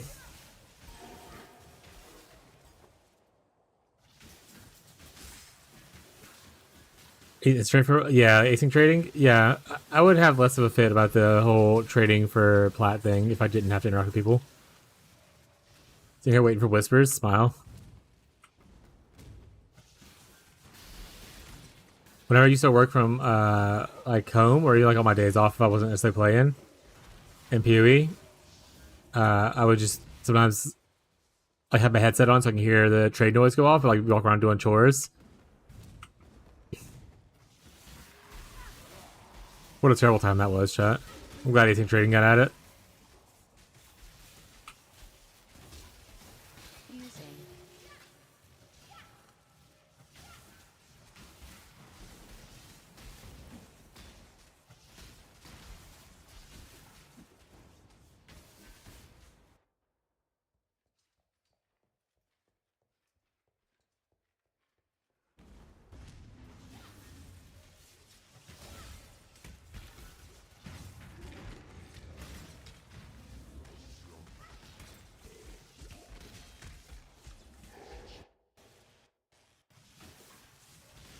You should have a hotkey script that would DM me on Telegram with like a hey, what's up?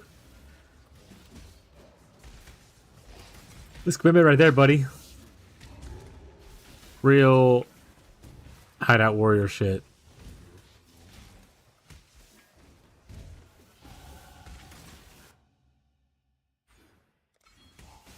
Heavy belt.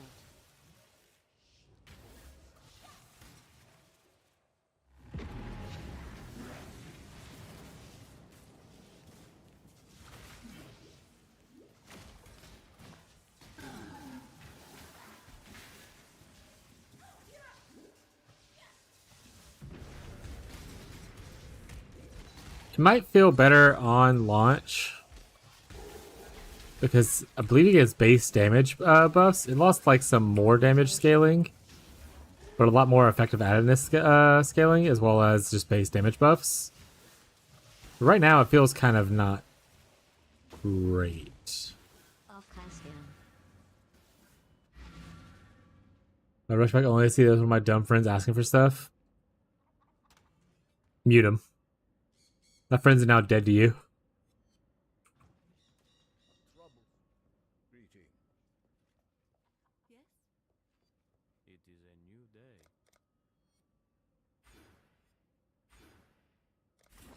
Heck that dexterity, bud.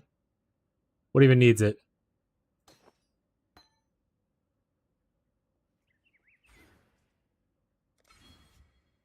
Parents is more important than friends? Yeah. Increase air effect if the duration attached to enemies each time they activate. Cooldown timer, brand attachment range.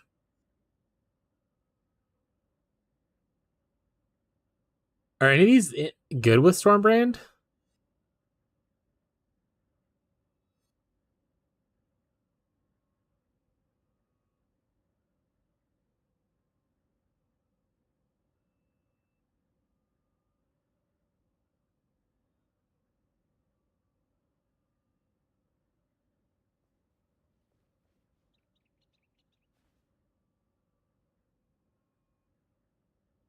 I guess more brands is better for helping with clear, but that's just you're casting more brands.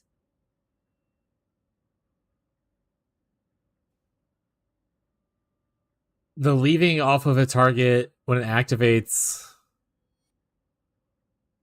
There's like detach bonus like there is with Wintertide.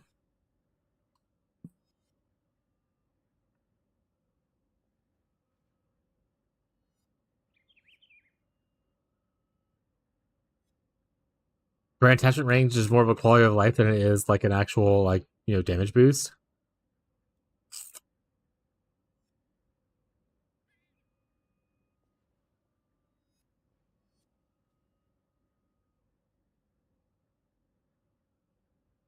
Yeah, I don't think any of these are good for this.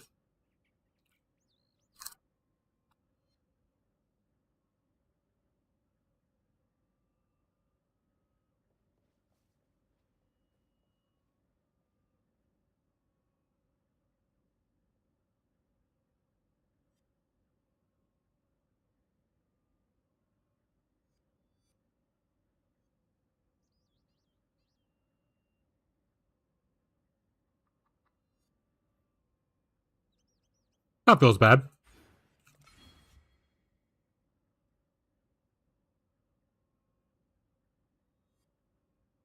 So stoked. What are you gonna play? I need you to lock in right now. What is it gonna be? Off class scan. Someone said that Fish invited some another like streamer and content creator person or whatever kind of thing, and they have like a couple grinders coming with them. So I'm imagining between Fish's grinders and that person's grinders, the league will have some. I don't know if necessarily me and my community will, but we'll get there.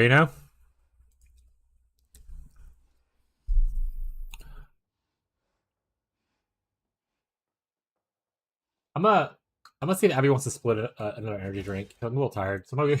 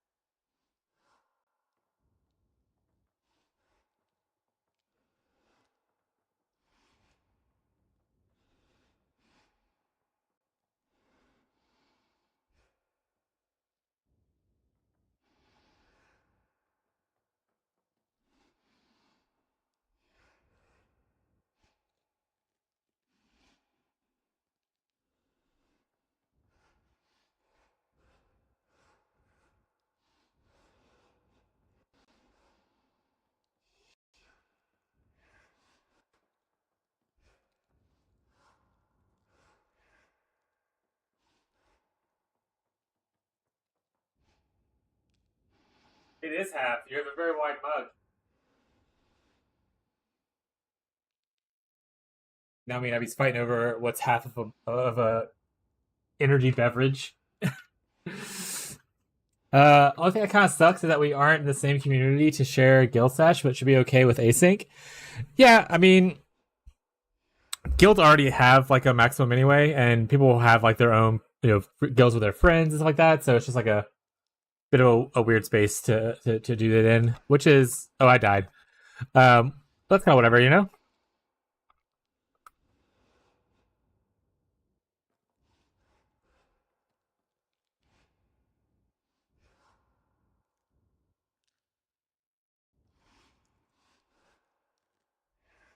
And are you locking in Bannerman? I know at one point you said something about trying something else. Was one of the new holy skills?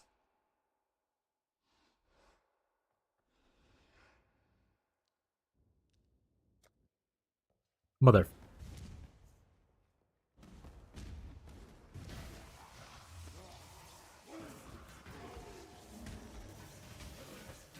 Oh, I guess I can use the Celestial MTX on this though, right? Because it's the global MTX. I also technically have this one, which is specific to Stormbrand. So apparently I have played Stormbrand before.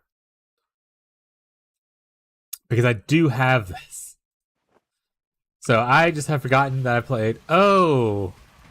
This vaguely looks familiar now. Look to start. What kind of vibe are you going for? Also, Frostbite. I could probably check the forum, but are you playing the private league with us? I'll see your name on there. So I'm assuming no.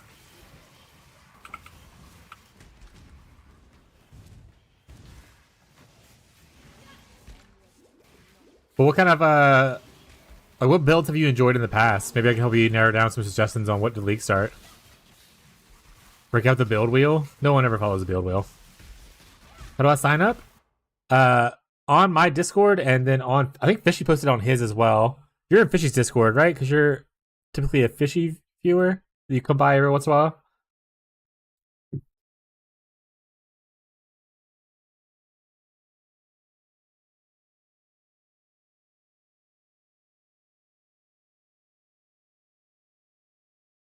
Did Fishy pin it? Yeah, it's pinned in Fishy's Path of Exile chat. At Frost. There you go. I added you on the Discord and Fishy's Discord. To his post like a week or so ago that had like the sign up sheet.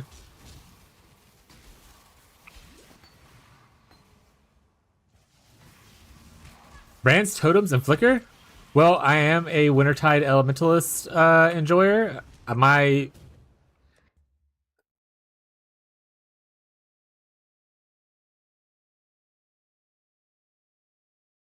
I should reach to my editor real quick. What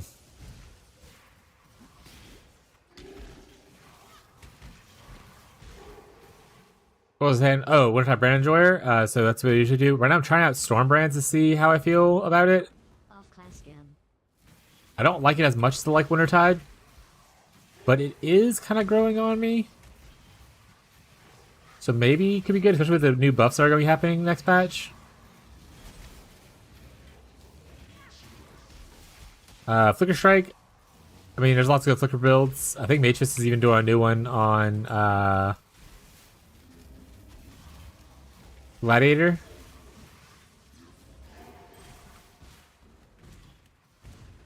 Which looked like kind of interesting. Totems. I mean, Kinetic Fusillade totems is really popular as a pick. I don't know how you feel about Kinetic Fusillade, but I see a lot of people talking about that as a totem, and potentially the build of like the league sort of the league kind of thing.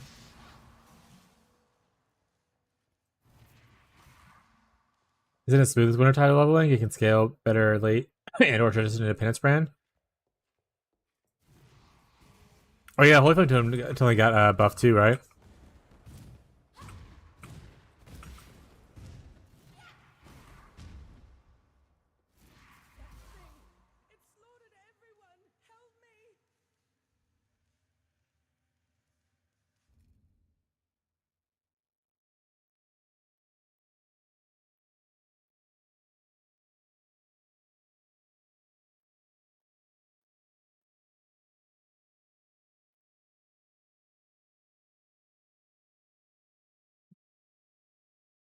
A friend group is sharing a game called Crimson Desert. Let me see what that is real quick. A $70 game, so I'm not gonna play this. Open world single player. It's supposed to come out in March. I don't know who Pearl Abyss is.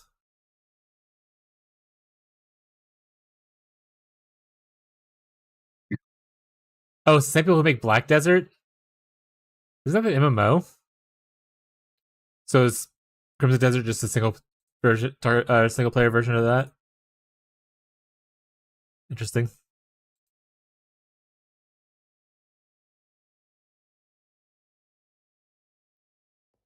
Is it appeal form? Hell yeah! Thank you. And like I tell everyone, anyone can technically join. It's just that the sign-up sheet is so that we get enough slots and make sure those people get into the league before we open it to like general public kind of stuff. Because any slots after the initial purchase is going to be mostly just crowdfunded stuff. That game is everything the game. Oh, talking about Crimson Desert? Oh, you know about it already? Or you talking about Black Desert? There you go. Progress is literally how you're measured.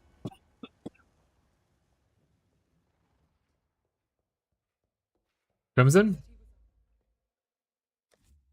Yeah, one of my friends just posted in our private Discord. But $70 is a bit of a steep asking price, so I'll probably just wait.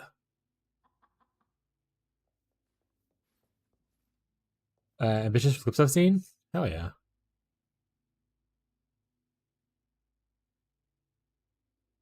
So I guess Thunder Golem is probably Herald of Thunder is probably the best one to start with. Because I can't even use this because of Dex, and I don't think Herald of Ash is actually that good with Stormbrand because we don't do physical damage. Right? This is just pure lightning, isn't it? It's not fizz converted to lightning. Okay, yeah. Oh yeah, they did. It's in the patch notes. We talked about the updated patch notes a little bit ago, Marshall. Like when we were going over the Reliqurian stuff. If you weren't around for it, but there is updated patch notes in case you haven't seen them. But I guess you have because of what you just said.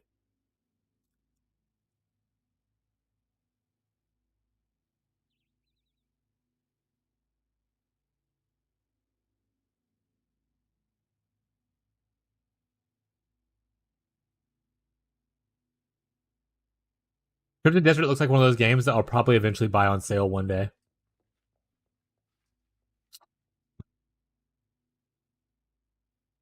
And then just not actually play it.